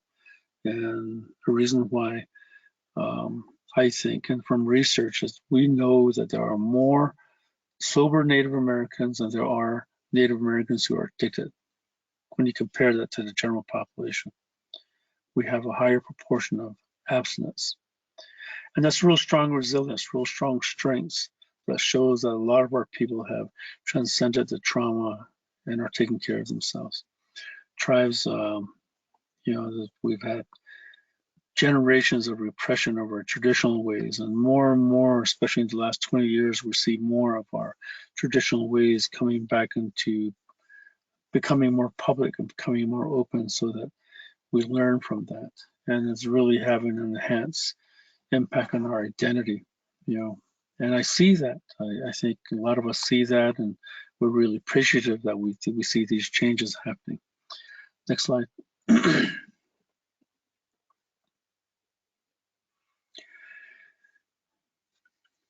Just like in ACEs, we've developed a list of some symptoms of historical trauma. And so this predates ACEs by about 13 years. Violence, depression, shame are all symptoms of the impact of historical trauma. Next slide.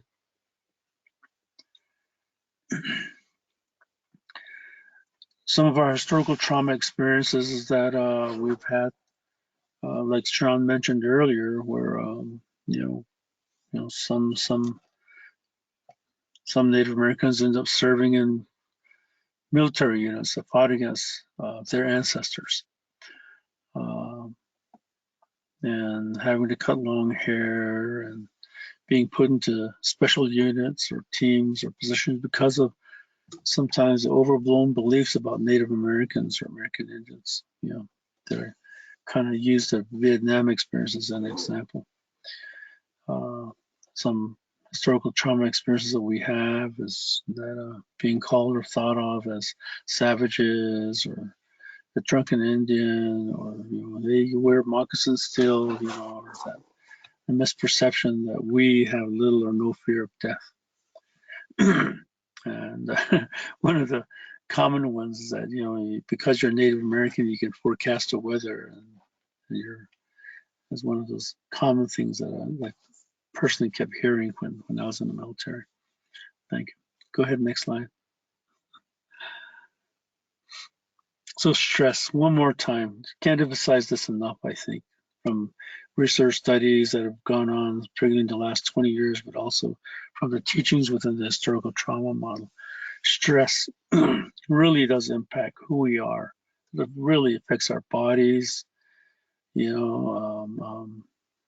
you have a lot of stress in your life, your respiratory system is not going to work as well because you're not taking deep breaths, you're shortening breaths, your oxygen level gets affected for a long, long time. It affects the way your cells work.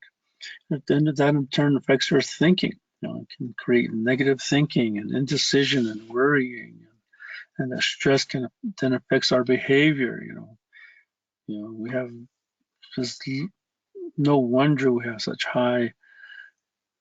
such disproportionate numbers of family members who are alcohol abusing or drug abusing, and how we have such high accident rates among our people, especially our younger people, and how loneliness is pretty commonly described by teenagers, and sleeping disorders or sleeping problems are pretty frequent. That then affects our emotions also, where we have not good confidence in ourselves, and we have nervousness or apprehension, and we have high depression rates, and we have irritability or being overly sensitive about things that happen also in our emotions. And this is what stress does to us. Okay, next slide. How to release that pain? Well, there are ways to release the pain that I think is really well described in this drawing made by Navajo medicine man. There's a field and there's a field of activity or study going on called mindfulness. Mindfulness is another way of saying being aware of things around you. And that's what this drawing really nicely describes. Go ahead, next slide.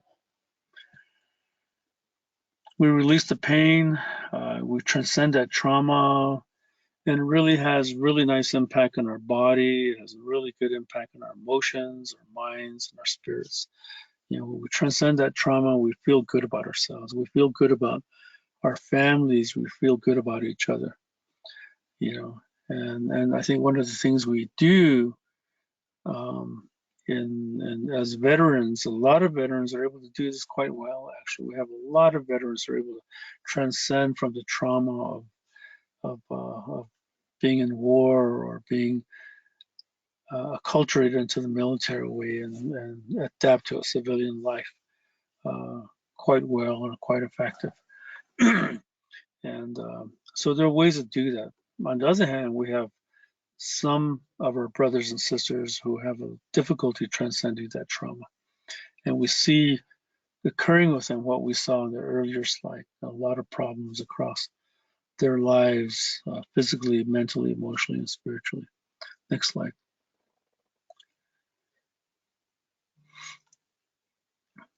So how do we become resilient people, or people who are able to handle the traumas in our life, especially these days with the COVID virus spreading across the country and taking the lives of our people?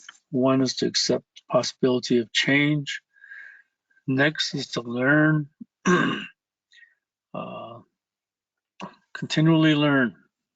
The third step is to take charge of things. Not just, our people have always been very good about taking charge of whatever's happening around with them, and to define our purpose in life.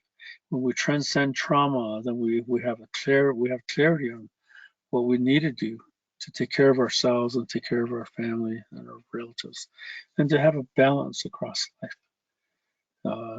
to cultivate positive relationships, not to cultivate negative relationships, but to cultivate positive relationships, and to reflect on our experiences and how we do things. The Navajo way of being, for example, involves a lot of reflection. How am I doing today?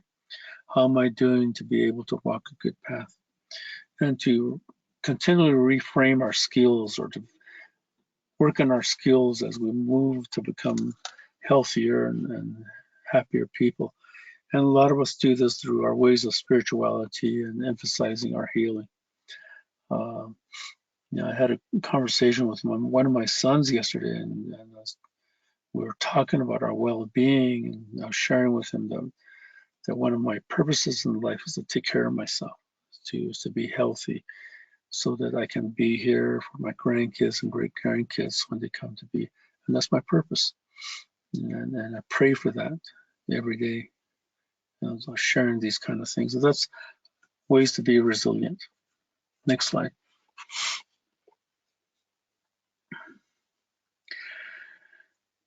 Objective 4 is around PTSD.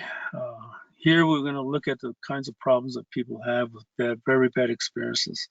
And you'll see under the PTSD design here, a lot of similarity to what you saw in historical trauma and what you saw in the ACEs.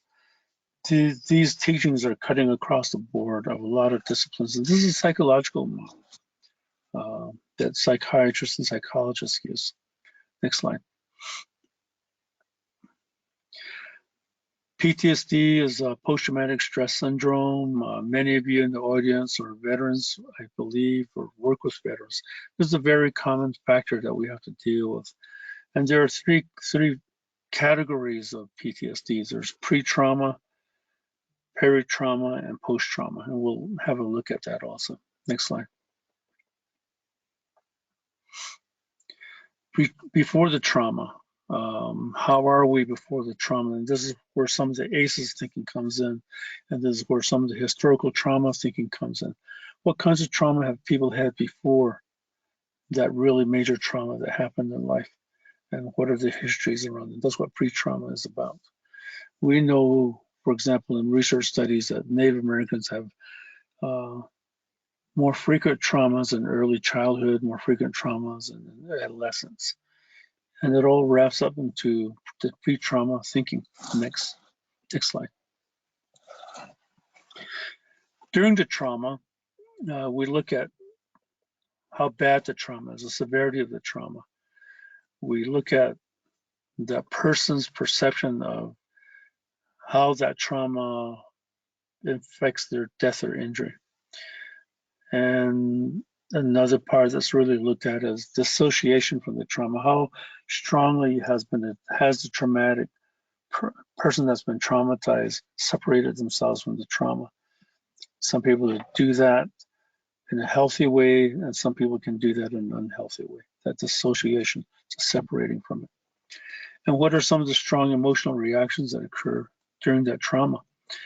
And then what is what exactly is that exposure to horrific events is looked at also in terms of figuring out what PTSD can look like. Go ahead.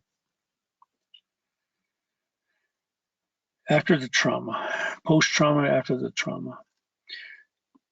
Here we look at the reactions and behaviors after that trauma and how the symptoms of a veteran are beginning to show up. And this is a really nice graphic from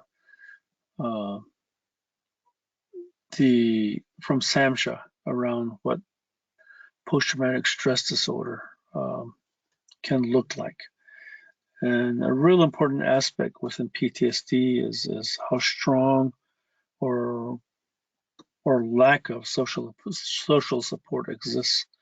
And this goes back to the thinking around ACEs and historical trauma. You got to have really good, stable relationships to be able to resolve and deal with a trauma of any kind.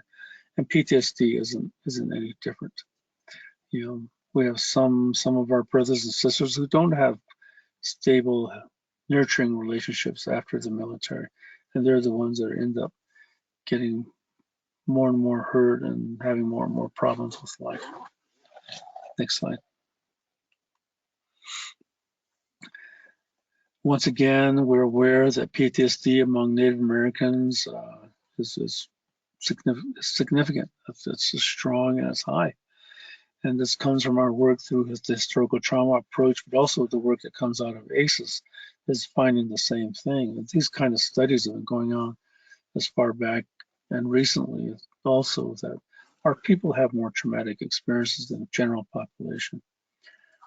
Next slide, please. So that was module 2. We get into module 3 in the next 30 minutes or so that we have left. We'll hand this off to Sean. Sean, you can take over now. Thank you.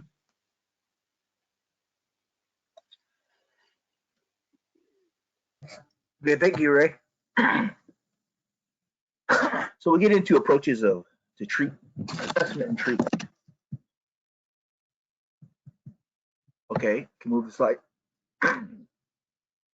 Okay, so module 3 objectives: acculturation assessments, DSM-5 diagnostic criteria for PTSD, treatment of PTSD, inclusion of family and community.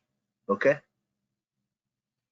So objective 1, acculturation assessments. The purpose is to review the process involved and figure out what problems exist for the assessments. Okay. Okay, so assessments or assessment is always a part of treatment. This cannot be stressed enough.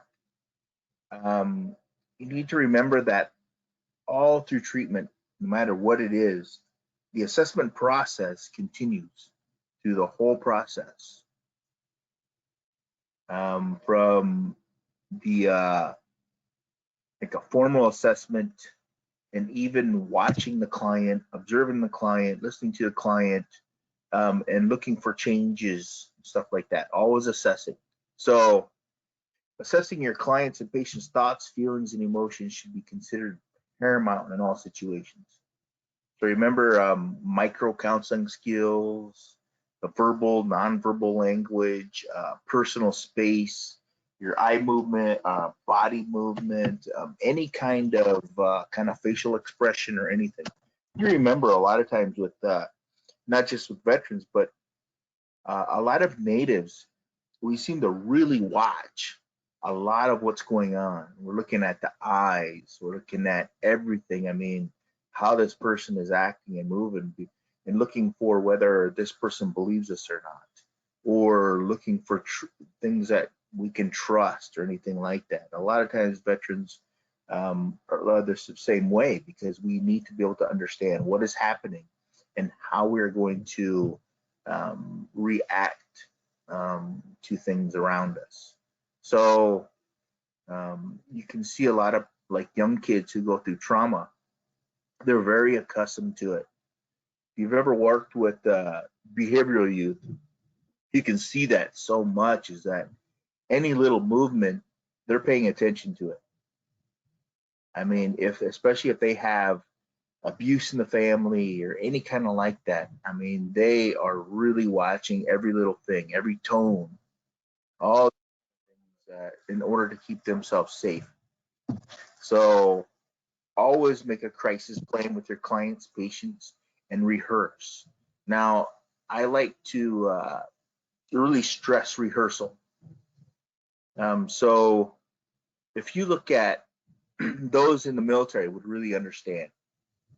So a lot of times what they say is, what is the most important things are the breakdown in operations. A lot of times that's communication.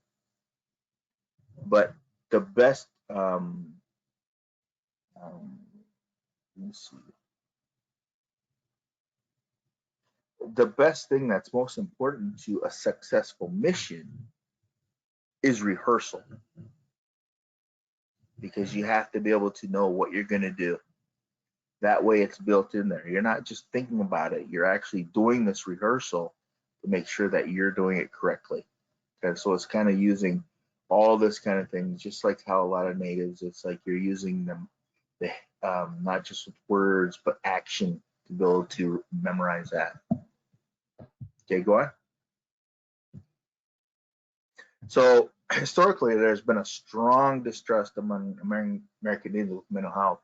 You'll see with older generations, they were not always very trustful of mental health assessments. As you see with history, there have been medicine people, healers, spiritual people, leadership that were placed in psychiatric wards, into a lot of these different homes for mentally ill people, but that was to take the people or those leadership, that influence, away from them. So even with the older kind of generation, especially, and some of the younger ones and stuff like that, depending upon how you're raised, how you speak about, we talk about a lot of spiritual things that go on, and being able to protect ourselves, listening to our dreams, listening to all these things. So sometimes if they say, have you ever seen or heard something that nobody else has? Well, a lot of times that's going to be yes, but they may not tell you that. That's a lot of times why we don't always kind of trust. We always have to kind of figure out if this person's willing to listen to us or not. So take that into account. There are many instances in which American Indians have been misdiagnosed as having mental health issues, such as schizophrenia or psychotic disorders. This includes medicine peoples. We had a spiritual roundtable back the first time we did that. We had brought these medicine people together around a table and asked if they knew about this kind of thing. And there was about 4 or 5 of them that said yes, they had either been diagnosed with mental health, such as schizophrenia, or almost diagnosed with it. There was one who was a PhD, and the professional asked him, so you believe you say you speak to animals? He said, yeah, I do. And then the guy was writing notes. Said, so is this one of your special abilities? He goes, oh yeah.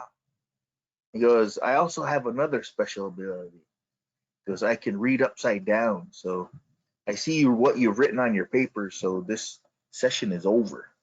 And what he had written was paranoid schizophrenia. So he had left that office. So through laws against the use of indigenous ceremonial spiritual practices and common knowledge of practices, a lot of times these were hidden. We look at all around the country that a lot of the ceremonial things we have, they're always hidden nowadays. I mean, like down in the South, they have these hogans or kivas. In the plains, they're done in these great big valleys. In a lot of the woodland tribes, we have the long houses. While I was growing up, my parents had always told me, it's like, now remember, it's like, you cannot tell anybody about what we do here. And I said, why not? All they told me was that they wouldn't understand. So I said, okay. So I grew up not speaking about what we do. It wasn't until much later that I realized that, well, not a whole lot later anyway, but that our practices back then were outlawed.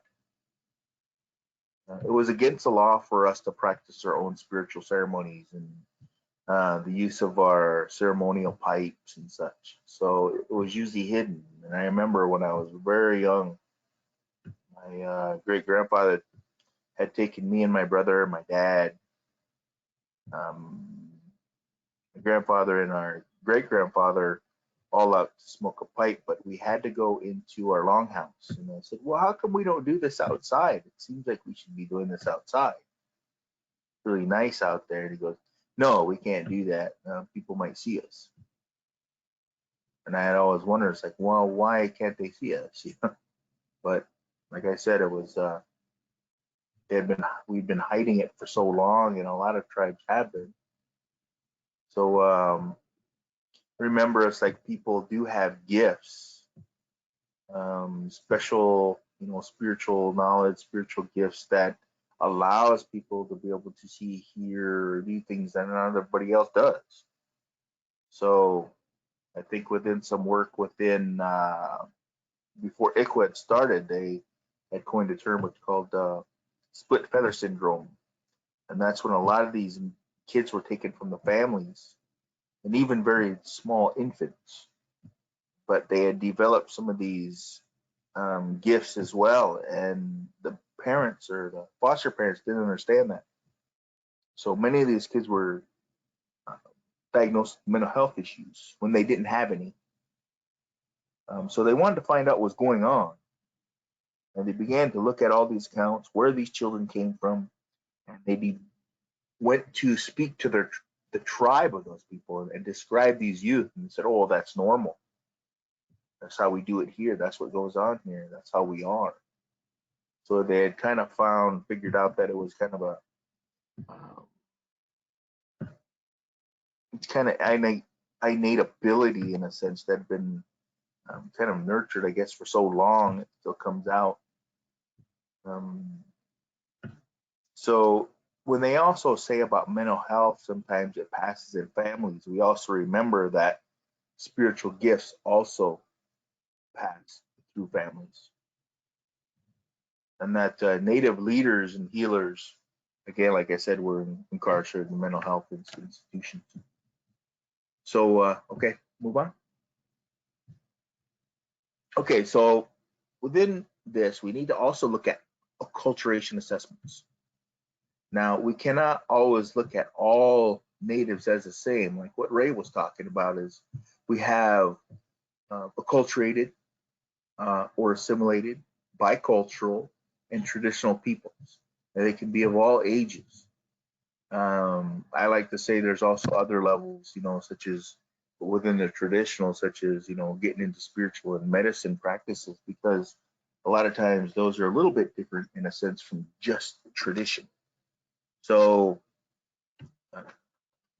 we also need to look at how each person self-identifies themselves. Do they really identify themselves as natives? Do they identify themselves as traditional? Or when you describe this, do they consider themselves either acculturated or assimilated and or bicultural? Because sometimes that plays a role in how you will treat them. All natives are not going to want to have culturally adapted treatment. Some may want just a regular treatment like everybody else gets. There had been studies in the past where there were people, all the natives were put in one bunch, and there was a lot of urban natives there that they didn't want that kind of treatment. They weren't raised with it. They did not want to do that. So they were put in a separate group. But sometimes some of them would still go over to some of the other things that the other natives, more of the traditional ones, were doing. Certain things they did go along with. But the real traditional kind of things were done with this more people that came from the tribe itself. So we need to remember to take each individual and not just put them in a bunch and like in a big bunch of everybody. So whether a patient identifies as traditional, bicultural, or acculturated may have an impact on the treatment preference. Here's a you can look up this information where a Rosebud Personal Opinion Survey is. It talks about that and talks about like how they view themselves, what language they speak, maybe what their tribe is, but also how their tribe may view them or how they view the tribe itself. Okay, can move on. So there's also a trauma assessment. There are different areas to look at with the trauma assessment. Measures of trauma exposure. So that's going to look at the whole lifetime of what has happened. We're looking at trauma and PTSD. So PTSD isn't usually based on one occasion. They realize that a lot of trauma is usually taking place within their lifetime before they ever have a traumatic incident, because the more trauma they have, the more likely they are to develop PTSD later on. So there's also a traumatic life events questionnaire, trauma history questionnaire. If desired, available measures can be found at the National Center for PTSD website. And you can see that. Okay, move on. Okay, so we also need to always remember to assess suicidality. One of those is the Columbia Suicide Severity Rating Scale. The most multifaceted assessments, such as assessing family, work, substance use disorders, trauma, sleep. So as we look at the Columbia Suicide Severity Rating Scale, you can use this as an assessment tool, but you can also use this in every session you get. That way you get to see the changes as they're going on. It doesn't have to be just one time. They can use it every time they see a client. Okay, can you go forward? Okay, here is DSM-5. Purpose is to review how the mental health field uses assessment information to assess PTSD and its severity. One thing to remember is that within the DSM, it's not normally really designed for natives in a sense. Right now, as we look at, there's no culturally adapted mental health assessments for Native Americans. Within towards the back of the book, there is a section that talks about culture, and it lets people know that they should within each client to ask questions for their family or community about whether something a client or a person is saying is real or not real. And we also need to remember that when we're doing this, the key word is their community. You cannot go by another tribe in order to assess this person, because each tribe is a little bit different. Their belief systems can be a bit different. A lot of these things can be different, but also within even the community or family, not everybody always has or believes in all the same things as well. Because if you look at like people of medicine or spiritual kind of people, they're not all, like the whole family may not all be medicine peoples. There might be one or so that develops this, there might be a couple, or maybe to develop these gifts and stuff like that. But they can also be pipe carriers. They can be spiritual people. But remember, it's like there's also differences because some may want to practice other ways as well. Like some could be practicing Christianity, Catholicism, Baptism, um, a lot of these other kind of ways. Or you need to take that into account. Okay, can move forward.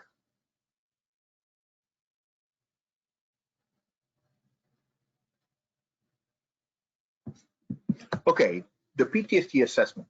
American Indian Vietnam veteran with combat-related PTSD is more severe than those in the non-combat related PTSD, although this may be due to these veterans having been less likely to seek treatment since leaving the military.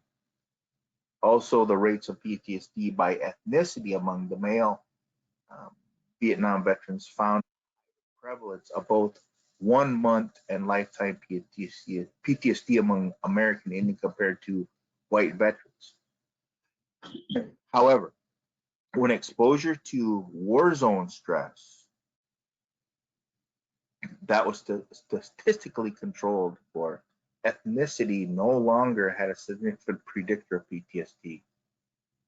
Because if you look at those who are within combat roles, in a sense, during that time in these jungles and fighting, a lot of time that they all shared that in common. So it was not just about like other military peoples who had other jobs, so they didn't do that. Okay, move on. So cultural context of symptoms. It's important to be mindful that when asking screening questions or administering a self-report questionnaire to Native American or Alaska Natives, the assessment instrument may not be cultural appropriate. Approach answers with care and reflect on any potential cultural implications or considerations that need to be made. There are instances of normal aspects of American Indian Alaska Native culture being interpreted incorrectly and labeling individuals as having a mental health issue or illness when this is not the case. For example, the belief that the spirit of a past loved one is helping them and their family may be labeled as magical thinking and delusional when it's a normal part of the culture. Other instances have involved individuals communicating with animals or hearing voices of loved ones who have died. There are studies, if you look at within schizophrenia, where they actually find that hearing voices is not always something that's like a mental illness. This can be heard sometimes when they have a loved one that's passed away. That is very common for people to hear that as well. But it can be interpreted as a hallucination and incorrectly label someone as a schizophrenia. Okay, we can move on. Diagnostic criteria. In order to determine if an individual has PTSD, certain diagnostic criteria must be met according to the DSM-5. Several important changes were made to the diagnostic criteria from the PTSD from DSM-4 TR to the DSM-5. So remember, the ones we are using is from the DSM-5. Okay, go on.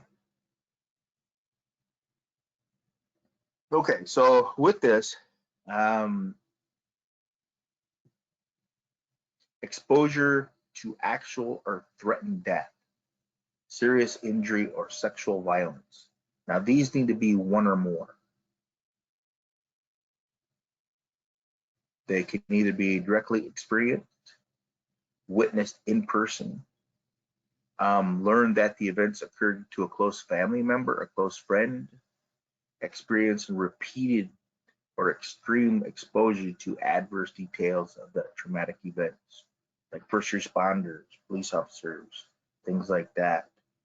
Remember that exposure and experiencing repeated or extreme exposure to adverse detailed traumatic events does not apply to exposure through electronic media, television, movies, or pictures unless exposure is work related. Now, the way that they say that is because if you look at some of the guided missiles that they were using, these people were very far away with the electronic device, but they were later on diagnosed with PTSD because of how they felt about that. Okay, we can move on.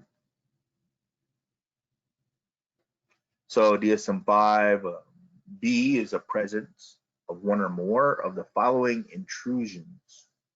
Remember, these are intrusive symptoms associated with traumatic events beginning after the traumatic events occurred.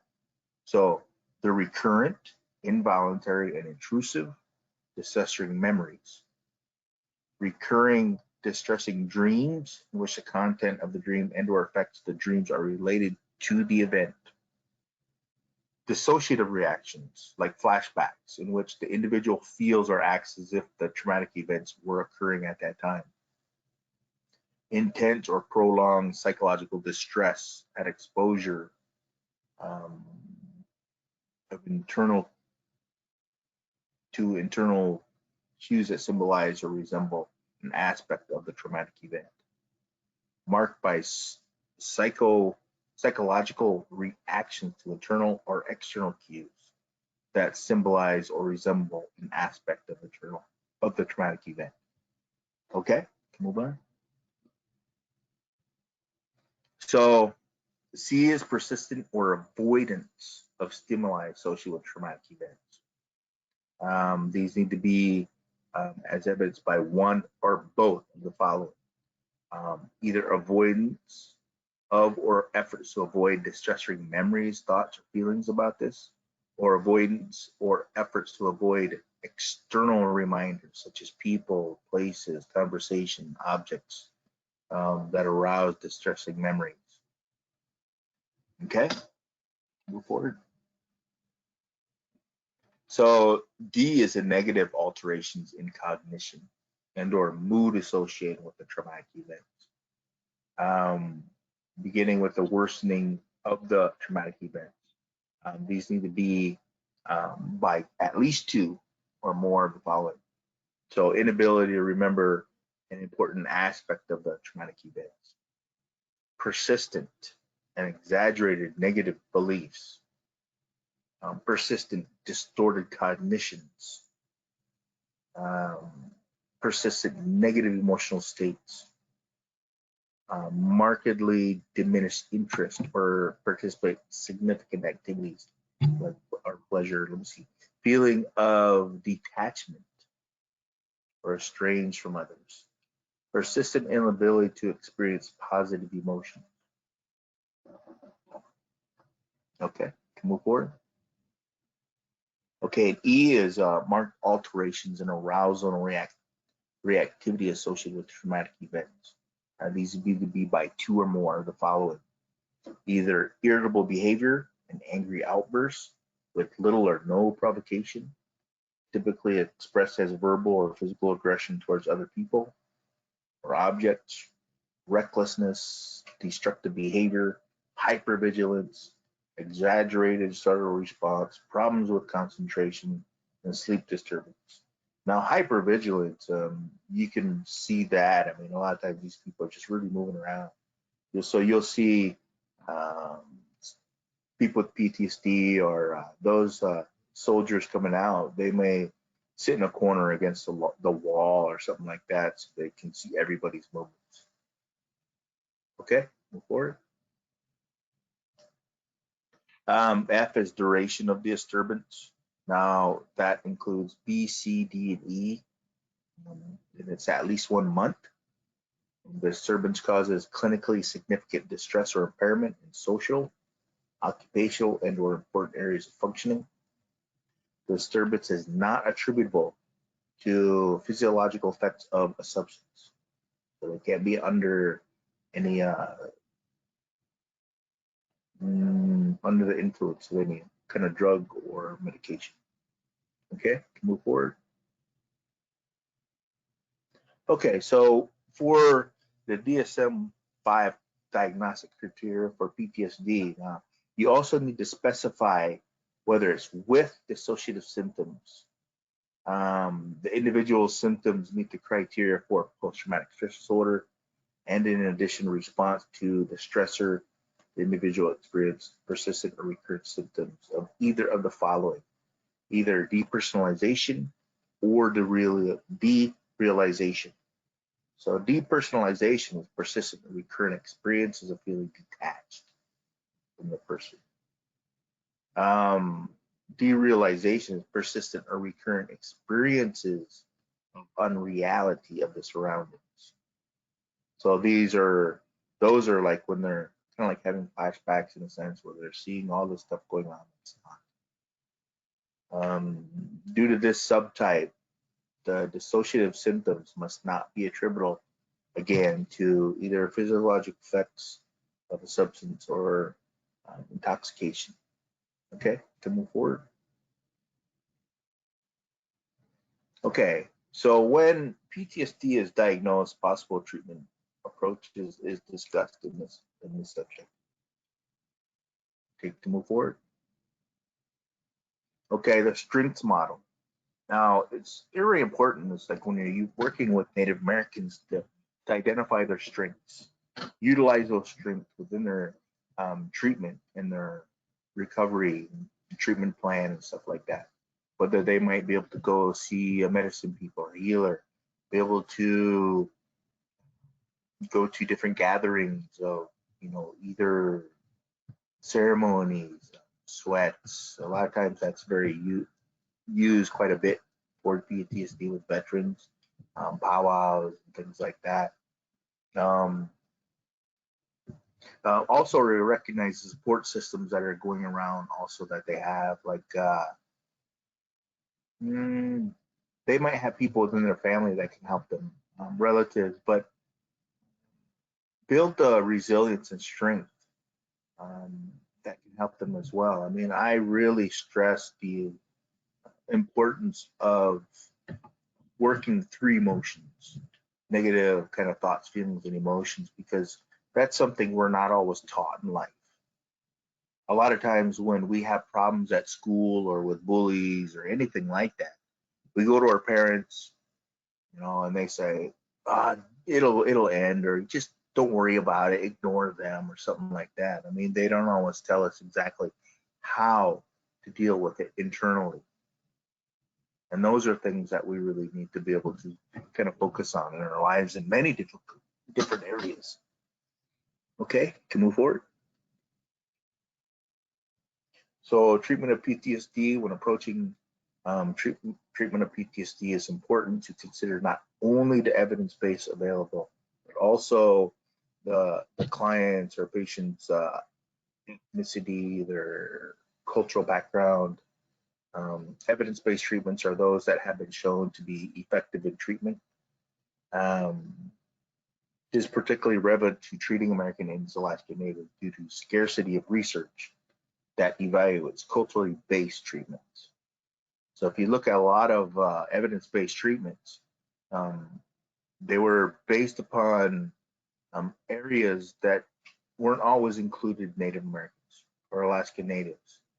So remember that when you're working with Natives, that even though you have a evidence-based practice, it may not have been tested with Native Americans. And sometimes when you have an evidence-based practice that has been developed with Natives and it works with one tribe, doesn't mean it'll work with another. So it's important to keep in mind that the treatment that may be most effective for an American Indian or Alaska Native may not be considered as evidence-based. Okay, can move on. Okay, cognitive approaches, cognitive restructuring, remembering that you're thinking about how the thoughts are and to be able to utilize, to be able to change behaviors. Look at schemas and different things like that about the events and about themselves, how they think, their belief systems, and challenging altering dysfunctional beliefs and things like that. Okay, can move forward. There's also exposure-based treatments. Remember, these are usually used for fear. EMDR has been utilized, but it's not always 100% effective. So remember that. Sometimes there has been, me and Ray met a person, they were using EMDR, but they had also culturally adapted this. When they were doing this, they used a red-tailed hawk feather. They would smudge them like they would like with a ceremony. They took the red-tailed hawk feather and went back and forth in front of them. Instead of using the lights going back and forth, they utilized that to kind of help them to be able to look at that more of a native thing, to kind of bring almost like that kind of atmosphere of a ceremony in as well. So that was really helpful with natives. Can move forward. Making sure you have a suicide prevention plan. Remember crisis interventions. Always try to have plans for the client, what they're going to do. Rehearse these things. It's very important. By working with clients, we also need to work on self-monitoring, including their own thoughts, feelings, and emotions. Learn coping skills or strategies. Important. This is all important for self-control, to self-monitor oneself. The more they be able to learn, if they take notes or when certain things going on, they can see what is happening before the event, and that way they know whether they might need to do something, meditate or go out into the nature or something like that. Okay, move forward. Psychopharmacology, remembering though that not all natives may want medication,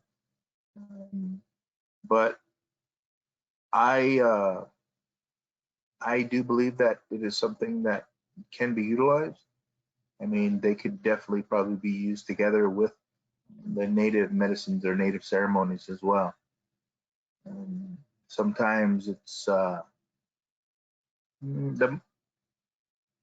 these medicine men I have met, they've always kind of believed in both, because there are some things that will help people a little better than others. So they will go along with that.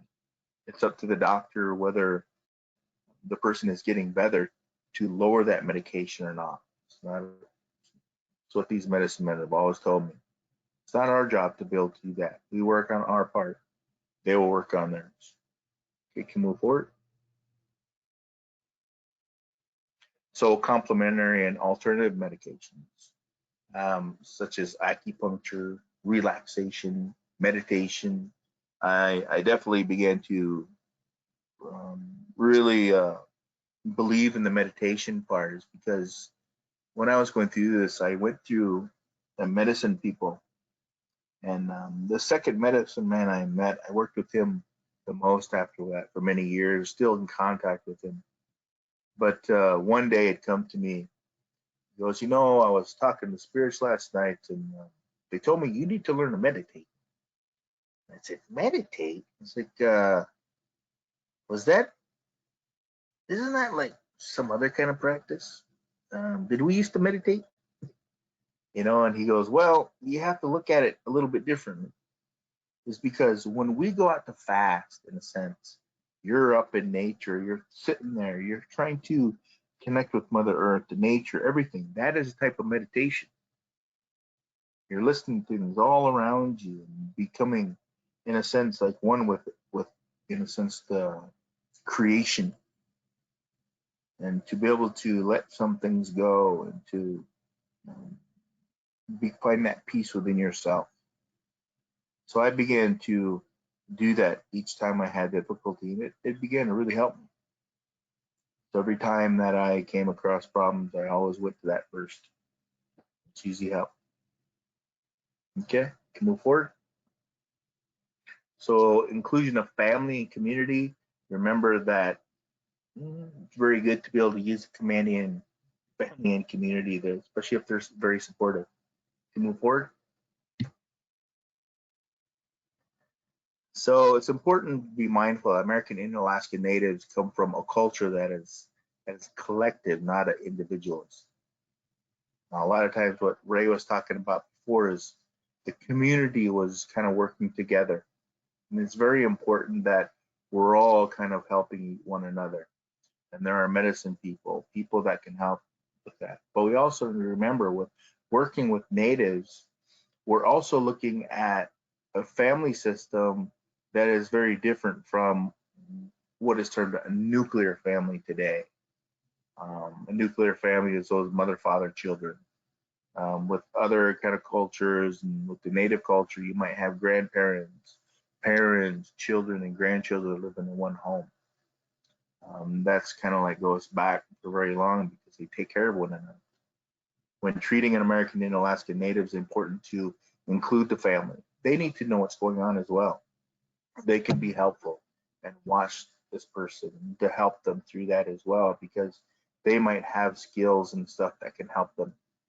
Remember this part, so let's go for a walk or something like that. Including family involves allowing family members to participate in the provision of therapy and educating family members about the veterans' trauma experience. Sometimes letting the family know what's going on with the veteran will help them to better understand what's going on as well. Okay, can move forward. So lastly, it's important to understand the impact the American Indian Alaska Native veterans community can have on the treatment. A veteran is typically placed in a high status in American Indian Alaska Native communities, especially if they've served in combat. The high status is an honor, however, it does not come with higher expectations. It does come with higher expectations, responsibilities. That can also interfere with the family's ability to attend care because they may expect to attend a ceremony or other duty. These communities are often in the middle of nowhere, making transportation a barrier. Sometimes they may not have the transportation to travel an hour or so to be able to go to the VA. Additionally, this makes it difficult to contact veterans who live in tribal communities. So it's very important to utilize some of the people who may be able to be helpful. With a tribe, they might have CHRs or somebody else who can go out and find them or know where they live to be able to help them. Okay, to move forward. Military family. So remember that within the service, we had all these guys with us, or different soldiers and stuff, and we were like a small family itself, like brotherhood, sisterhood, whatever it might be. But after discharge too, sometimes we lose that.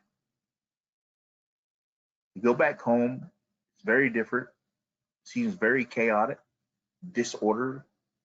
But also remember, if we have families that with us too, and we're moving, they also lose that.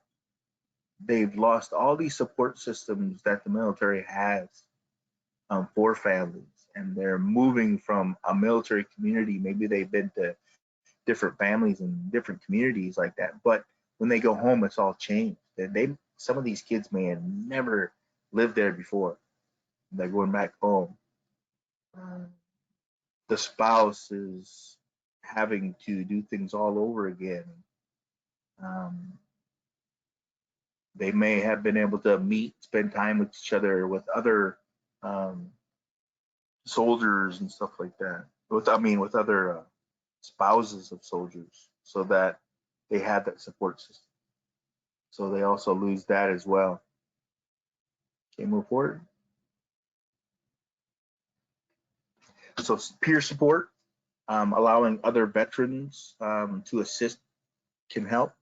It usually doesn't matter which branch of service or military background or what combat era or anything like that. A lot of them have these things in common, especially like with speaking the lingo and stuff and all these things. Being able to talk about these things with other soldiers is important. Use teamwork.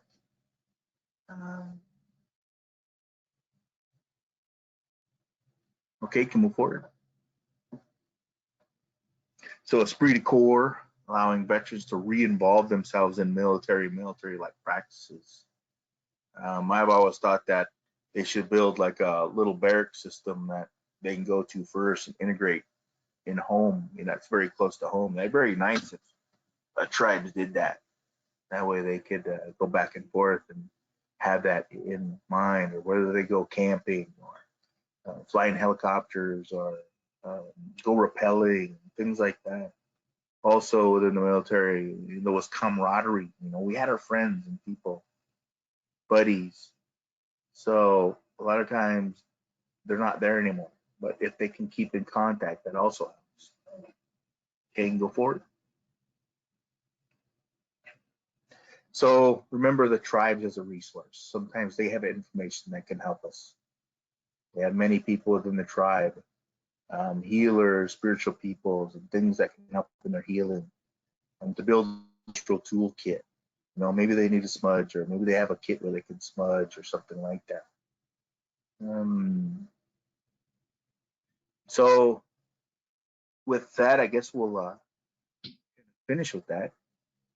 Is there anything else?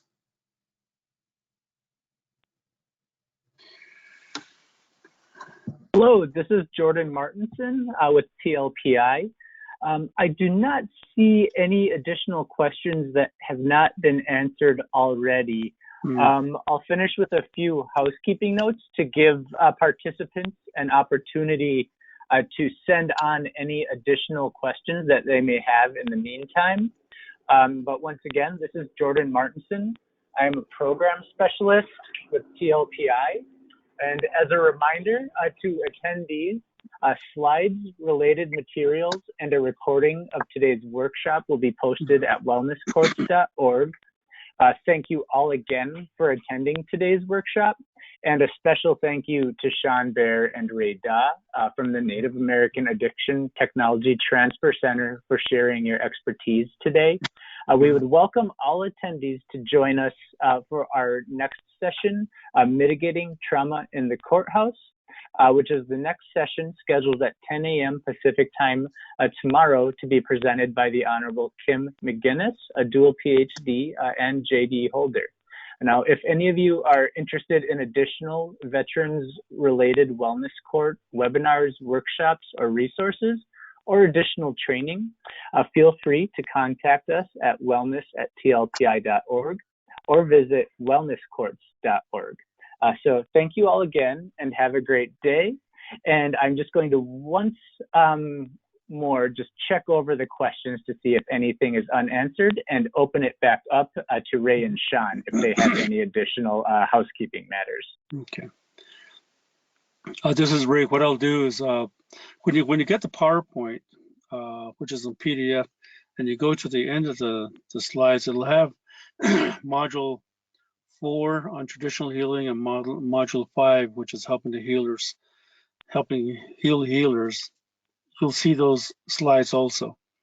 But at the tail end of the whole thing, you'll see contact information for Sean and myself. And I would like to invite anyone to give us feedback, ask questions, be in contact with us as time goes along. Sean and I were working on a Zoom-based process right now where we can connect with Native veterans and providers across the country, and basically begin to have dialogue on some of these same things that we talked about today. So there will be an announcement put out on that pretty soon, and then people can begin registering for that event. So I want to thank everyone for joining us. Sean? Yes, thank you very much for being here today and listening to us.